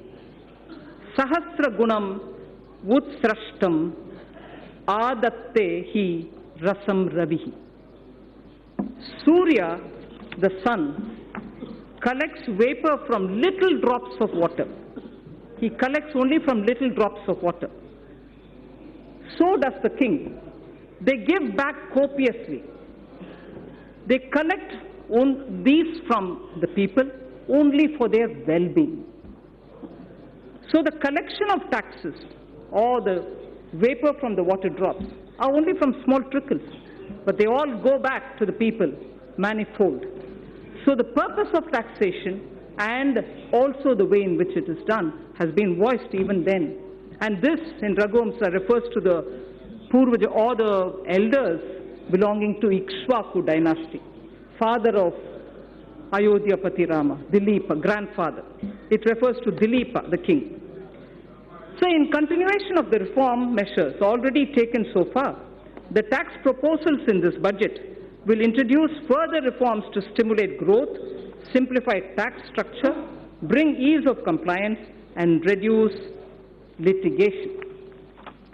Personal income tax and simplification of taxation. So in the interim budget of 2019, our government exempted individuals having income up to 5 lakh of rupees from paying any income tax. Presently, an individual pays 20% on income between 5 lakh and 10 lakh and 30% on income between 10 lakh. That's the prevailing matrix. Further, currently the Income Tax Act is riddled with various exemptions and deductions which make compliance by the taxpayer and administration of Income Tax Act by the tax authorities a burdensome process. It is almost impossible for a taxpayer to comply with income tax law without taking the help from professionals. In order to provide significant relief to the individual taxpayers and to simplify the income tax law, I propose to bring a new simplified personal income tax regime wherein income tax rates will be significantly reduced for the individual taxpayers who forego certain deductions and exemptions. Under the new regime, sir, an individual shall be required to pay tax at a reduced rate of 10% for income between 5 lakhs to 7.5 lakhs against the prevailing 20%. So anyone who's earning between 5 to 7.5 lakhs, sir, today pays 20%. We are now reducing it in the new regime, which is devoid of exemptions, to 10% only. So 20% comes down to 10%. Sir, the next example. For income between 7.5 lakhs to 10 lakhs, I earlier said about 5 to 7.5, now I'm saying about 7.5 to 10 lakh. So for income between 7.5 lakh to 10 lakh, he or she will pay at the reduced rate of 15% only against the current prevailing 20%. Sir, similarly, for the income between 10 lakhs to 12.5 lakhs. Presently, the tax is 30%. For income between 10 lakh to 12.5 lakh, the present prevailing rate is 30%. That is now being brought down to 20% only. Sir, the income between, I spoke about 10 to 12.5 lakhs. Now, 12.5 lakhs to 15 lakhs will be taxed. At the moment, 12.5 to 15 lakhs is taxed at 30%. Now, those earning between 12.5 lakhs to 15 lakhs will be charged at 25% only.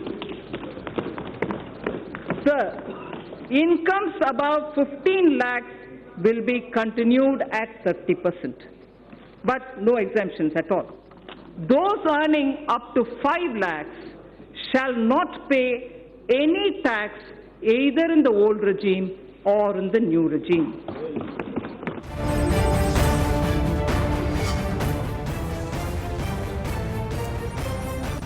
And more so to those in the middle class. I just want to very clearly read out 0 to 2.5 lakhs exempt now, will be exempt in the new scheme also. 2.5 lakhs to 5 lakhs, 5% now will be 5% in the new tax rate. 5 to 7.5 lakhs, 20% now will become 10% in the new rate. 7.5 to 10 lakhs, 20% now will be 15% in the new. 10 to 12.5 lakhs, 30% now will now come to 20%. 12.5 to 15 lakhs, 30% now, 25% in the new rate. Above 15 continues at 30%. In the new tax regime, sir, substantial tax benefit will accrue to a taxpayer depending upon the exemptions and deductions claimed by him.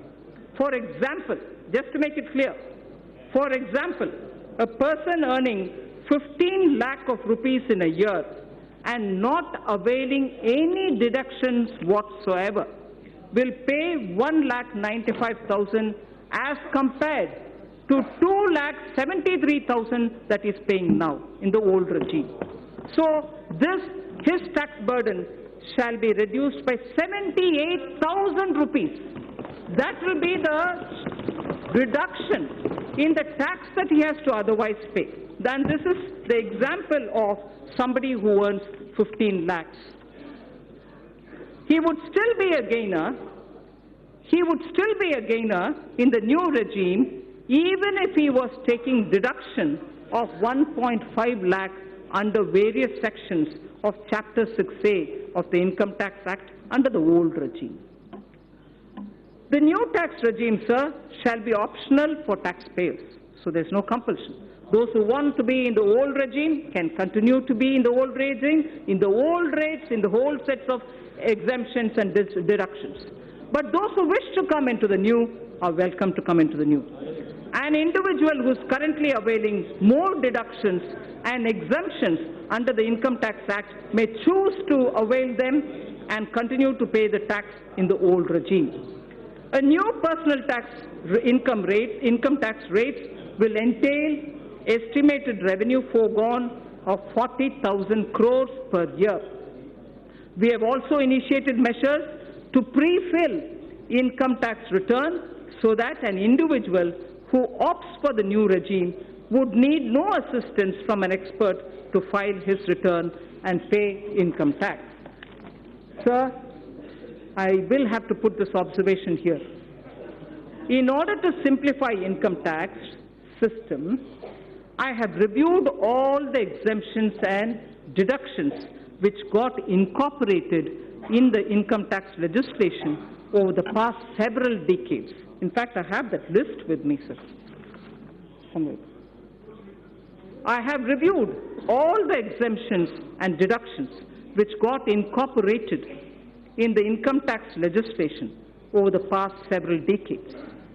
It was surprising to know that currently more than 100 exemptions and deductions of different nature are provided in the Income Tax Act. No wonder the code is like this, the book. I have removed around 70 of them.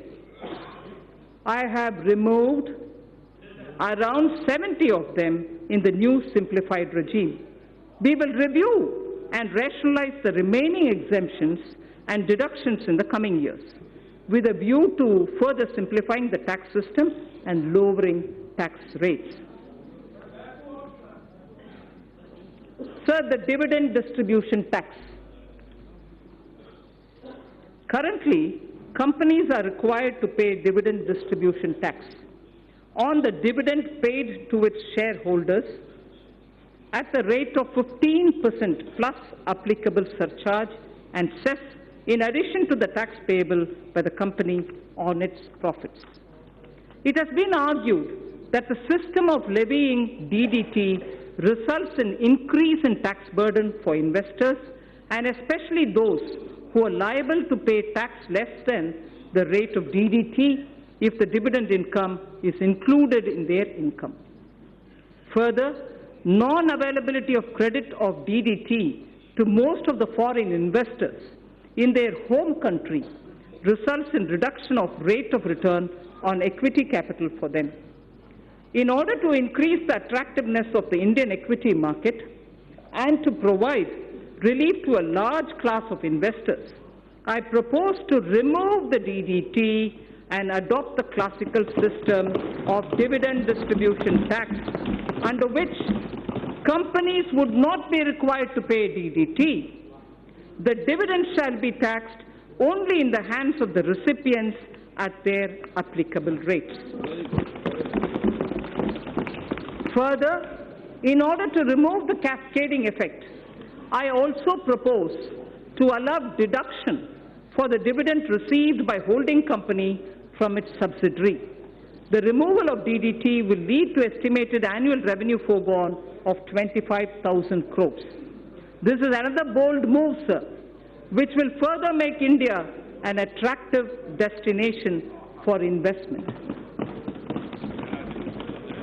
Sir, a concessional rate for electricity generation companies. In order to give boost to the manufacturing sector, new provisions were introduced in September 2019, offering a concessional corporate tax rate of 15% to the newly incorporated domestic companies in the manufacturing sector, which start manufacturing by March 31st, 2023, the corporate rate cut which happened in September. In order to attract investment in power sector, I propose to extend the concessional corporate tax rate cut down to 15% to new domestic companies engaged in the generation of electricity as well. So that corporate rate, which came down to 15% for the new manufacturing companies, will now be available even for power generation companies too. So tax concession for foreign investments.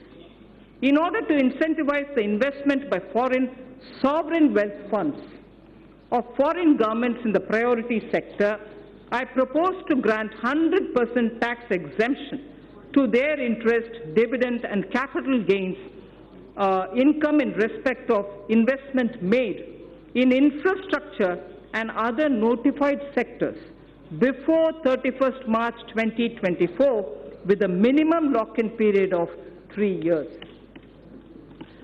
Honorable Speaker, sir, in order to make available foreign funds at lower cost, I propose to extend the period of concessional withholding rate of 5% under Section 194 LC for interest payment to non-residents in respect of monies borrowed and bonds issued up to 30th June 2023.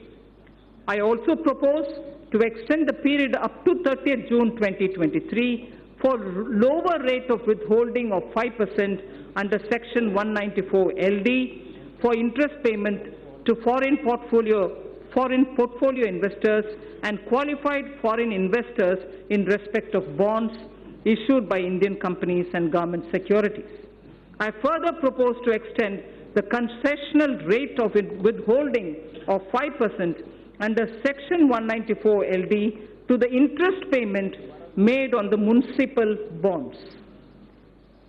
In order to incentivize listing of bonds at IFSC exchange, I propose to further reduce the withholding rate from 5% to 4% on interest payment on the bonds listed on its exchanges.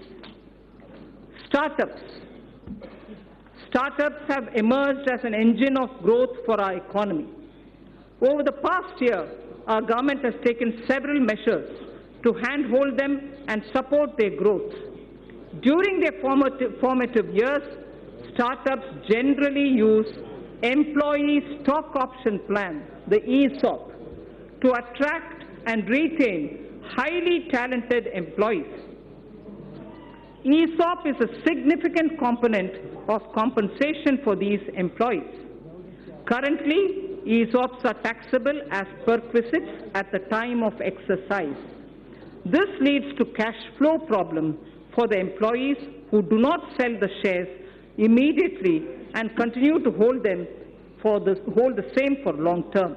In order to give a boost to the startup ecosystem, I propose to ease the burden of taxation on the employees by deferring the tax payment by 5 years or till they leave the company or when they sell their shares, whichever is the earliest. Further, an eligible startup having turnover of up to 25 crores is allowed a deduction of 100% of its profits for 3 consecutive assessment years out of 7 years. If the total turnover does not exceed 25 crore rupees. In order to extend this benefit to larger startups also, I propose to increase the turnover limit from existing 25 crores to 100 crores. Moreover, considering the fact that in the initial years, a startup may not have adequate profit to avail this deduction, I propose to extend the period of eligibility for claim of deduction from the existing 7 years to 10 years. So the corporate rate cut in September has led to a lot of cooperatives who are asking for level playing field. Cooperative societies play an extremely important role in our economy in facilitating access to credit, procurement of inputs, and marketing of products to their members. These cooperatives are currently taxed at the rate of 30% with surcharge and cess. As a major concession, and in order to bring parity between cooperative societies and corporates, I propose to provide an option to the cooperative societies to be taxed at 22% plus 10% surcharge and 4% cess with no exemption or deductions. Further, I also propose to exempt these cooperative societies from alternative minimum tax, the AMT, just like companies under the new tax regime are exempted from minimum alternative tax, the MAT. MAT for corporate tax, corporates were removed, and similarly now AMT for the cooperatives is also being moved. Medium and small and micro enterprises, the MSMEs. Currently, businesses having turnover of more than 1 crore rupees are required to get their books of accounts audited by an accountant. In order to reduce the compliance burden on small retailers, traders, shopkeepers who comprise the MSME sector, I propose to raise by 5 times the turnover threshold for audit from the existing 1 crore to 5 crores. So up to 5 crores, there wouldn't be a requirement for auditing of their accounts. Further, in order to boost less cash economy, I propose that the increased limit shall apply only to those businesses which carry out less than 5% of their businesses and business transactions in cash. So we wish to move to greater digitization. Affordable housing. For realization of the goal of housing for all and affordable housing, in the last budget, I had announced an additional deduction of up to 1,50,000 rupees for interest paid on loans taken for the purchase of an affordable house. The deduction was allowed on housing loans sanctioned on or before 31st March 2020. In order to ensure that more persons avail this benefit and to further incentivize the affordable housing, I propose to extend the date of loan sanction for availing this additional deduction by 1 more year. Further, in order to boost the supply of affordable houses in the country, a tax holiday is provided on the profits earned by developers of affordable housing projects approved by 31st March 2020. In order to promote the affordable housing projects, I propose to extend the date of approval of affordable housing projects for availing the tax holiday by 1 more year again. I propose to extend the date of approval of affordable housing projects for availing this tax holiday by 1 more year. So next is the concession to real estate transactions. Currently, while taxing income from capital gains, business profits, and other sources in respect of transactions in real estate, if the consideration value is less than the circle rate by more than 5%, the difference is counted as income both in the hands of the purchaser and the seller. In order to minimize hardship in the real estate transaction and provide relief to the sector, I propose to increase the limit from 5% to 10%. Charity institutions. Acknowledging the important role played by the charitable institutions in the society, the income of these institutions is fully exempt from taxation. Further, donations made to these institutions are also allowed as deduction in computing taxable income of the donor. Currently, a taxpayer is required to fill the complete details of the in the donation done in the income tax return for availing deduction. In order to ease the process of claiming deduction for donation, it is proposed to pre-fill the donee's information in taxpayer's return on the basis of information of donations furnished by the donee. This would result in hassle-free claim of deduction for the donation made by the taxpayer. Further, in order to claim the tax exemption, the charity institution had to be registered with the income tax department. In the past, the process of the registration was completely manual and scattered all over the country. In order to simplify the compliance for the new and existing charity institutions, I propose to make the process of registration completely electronic, under which a unique registration number shall be issued to all new and existing charity institutions. To facilitate the registration of the new charity institution, which is yet to start their charitable activities, I propose to allow them provisional registration of 3 years. Faceless appeals. Our government is committed to bringing in transformational changes so that maximum governance is provided with minimum government. In order to impart greater efficiency, transparency, and accountability to the assessment process, a new faceless assessment scheme has already been introduced. Currently, most of the functions of the income tax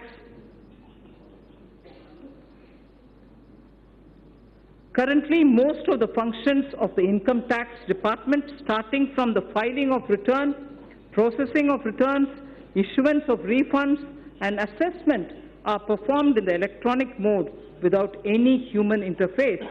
In order to take the reforms initiated by the department to the next level and to eliminate human interface, I propose to amend the Income Tax Act so as to enable faceless appeal on the lines of faceless assessment.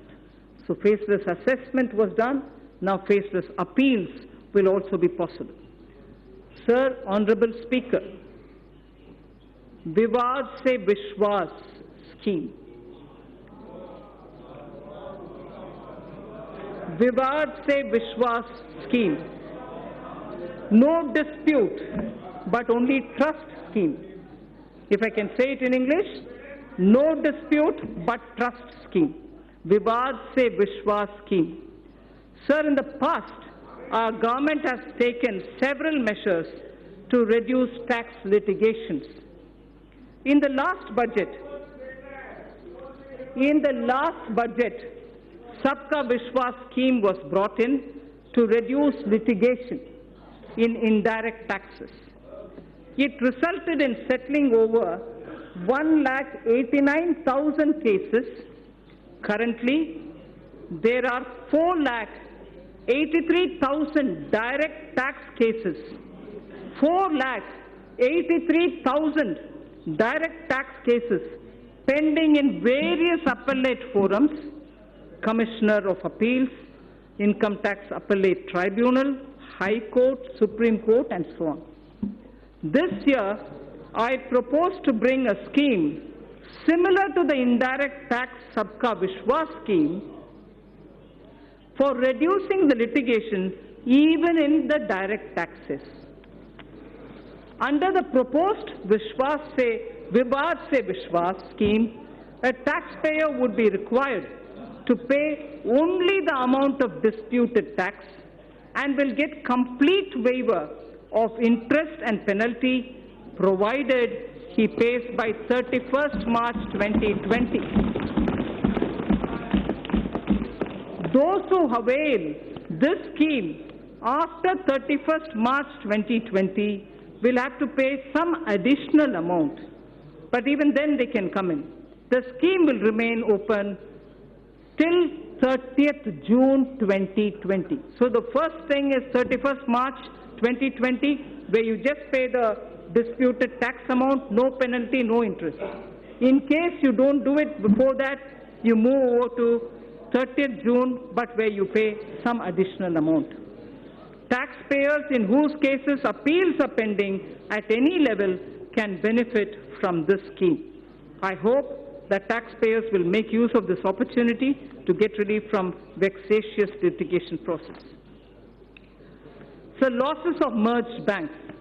As part of consolidation of the financial sector, our government has brought out schemes for merger and amalgamation of public sector banks in order to ensure that amalgamated entities are able to take the benefit of unabsorbed losses and depreciation of the amalgamated entities. I propose to make necessary amendments to the provision of the Income Tax Act. Taxpayers' Charter. I mentioned it briefly in Part A. Any tax system requires trust between taxpayers and the administration. This will be possible only when taxpayers' rights are clearly enumerated. Towards this end, and with the objective of enhancing the efficiency of delivery system of the Income Tax Department, I propose to amend the provisions of the Income Tax Act to mandate the Central Board of Direct Taxes, CBDT, to adopt a taxpayer's charter.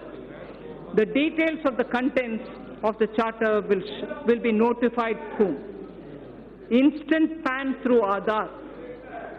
In the last budget, I had introduced the interchangeability of PAN and Aadhaar, for which necessary rules were already notified. In order to further ease the process of allotment of PAN, soon we will launch a system under which PAN shall be instantly allotted online on the basis of Aadhaar without any requirement for filling up of detailed application form. Sir, our government brought in the GST as a historic reform of the indirect taxes in 2017. We also took a path-breaking step of simplifying and rationalizing corporate tax in September 2019. More importantly, we offered a rate of corporate tax which perhaps is the lowest in the world. Continuing on this path, we have now put the personal income tax at its lowest ever rate and totally removed the DDT at the company's hands. Further, the direct taxes are now the lowest, simplest, and the smoothest. Direct tax on the startups have also been seen many reformatory steps in quick succession. Even ease of compliance is seeing unprecedented changes. Last but not the least, personal interface with tax administration is at a minimum level. So last, indirect tax. Indirect tax, sir. As I mentioned earlier in Part A of my speech, reforms are continuing in the GST. A simplified return shall be implemented from 1st April 2020. This is under the pilot run. It will make return filing simple with features like SMS-based filing for nil return, return pre-filling, improved input tax credit flow, and overall simplification. Refund process has been simplified and has been made fully automated with no human interface.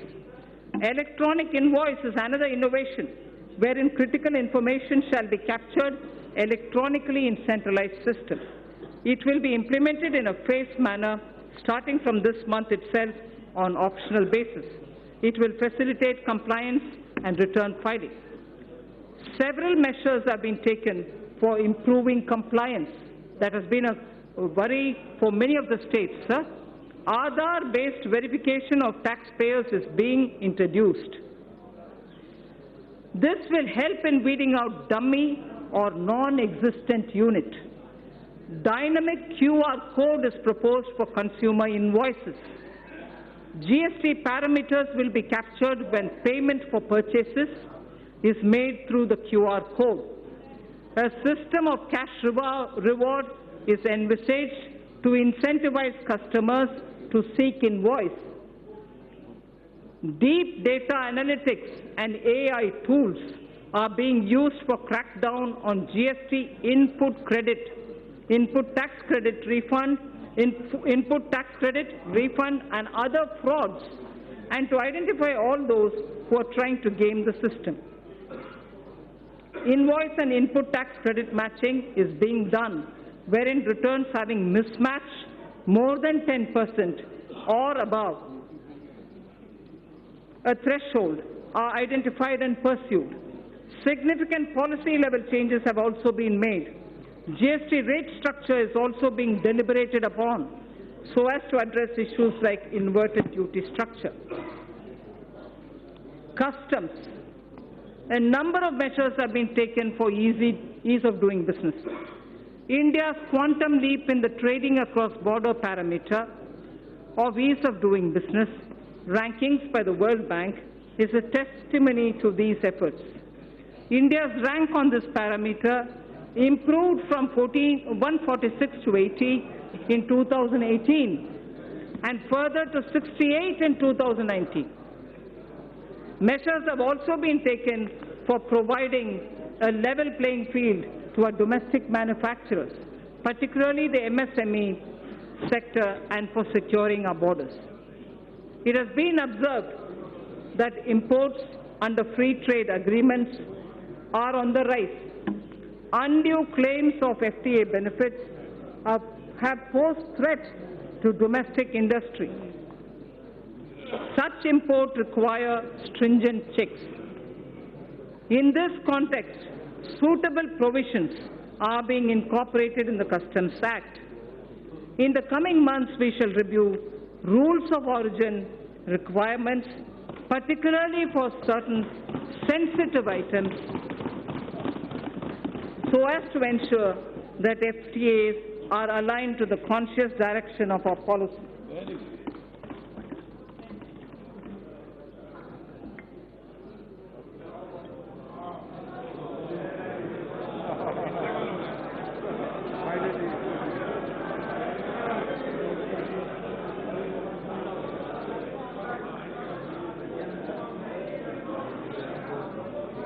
Speaker, sir, we are also strengthening provisions relating to safeguard duties, which are applied when surge in imports causes serious injury to domestic industry. Amended provisions shall enable regulating such surge in imports in a systematic way. The provisions for checking dumping of goods and imports of subsidized goods are also being strengthened for ensuring level playing field for domestic industry.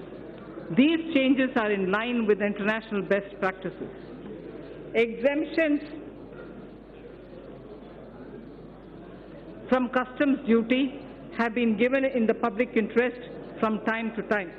However, a number of these have outlived their utility or have become outdated. On review, certain exemptions are being withdrawn. Remaining customs duty exemptions shall be comprehensively reviewed by September 2020 for taking a view on their relevance. I propose to crowdsource suggestions for such reviews.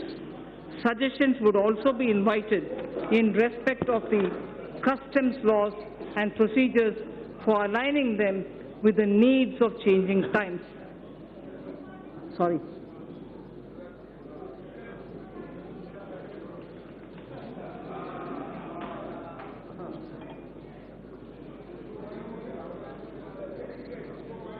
Labor-intensive sectors in MSME are critical for employment generation. Cheap and low-quality imports are impediment to our growth. Special attention has been taken to put measured restraint on import of these items which are being produced by our MSMEs with better quality. Keeping in view the need of the sector, customs duty is being raised on items like footwear and furniture. Our policy of Make in India has started giving dividends. Need more water.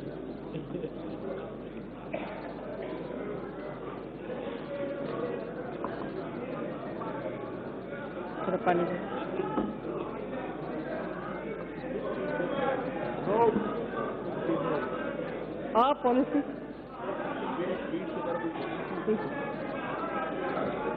policy of Make in India has started giving dividends. India is now making world-class goods and exporting such products. We have made considerable progress in medical equipments too. Thank you. We have made considerable progress in medical equipment too. Till a few weeks back, we were dependent on imports for medical equipment. Now, not only we are manufacturing medical equipment, but also exporting them in large quantities. This sector deserves further fillip. Government has also been committed to provide health services to all. Ayushman Bharat has made it possible to achieve the twin objectives of giving impetus to the domestic industry and also to generate resources for health services. I propose to impose a nominal health cess by way of duty of customs on the imports of medical equipment, keeping in view that these goods are now being made significantly in India.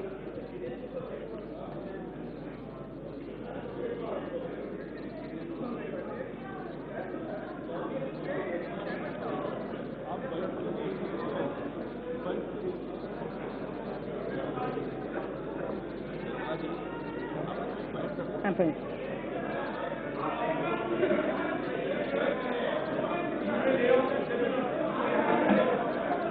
No.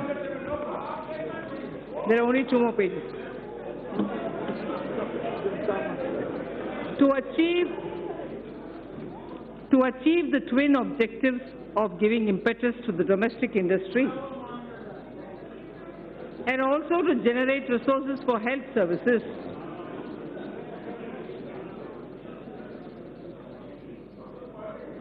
I propose to impose a nominal health cess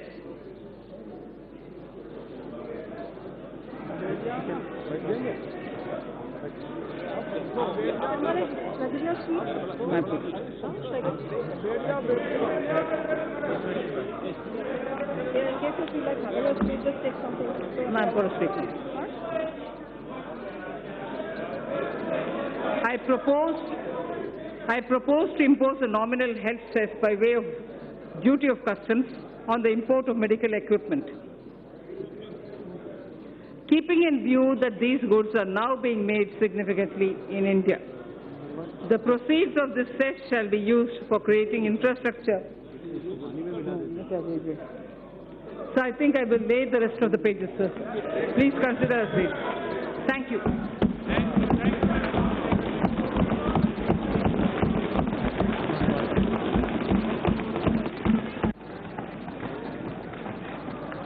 माननीय सदस्य please, माननीय सदस्य please अपने अपने स्थान बैठे आप।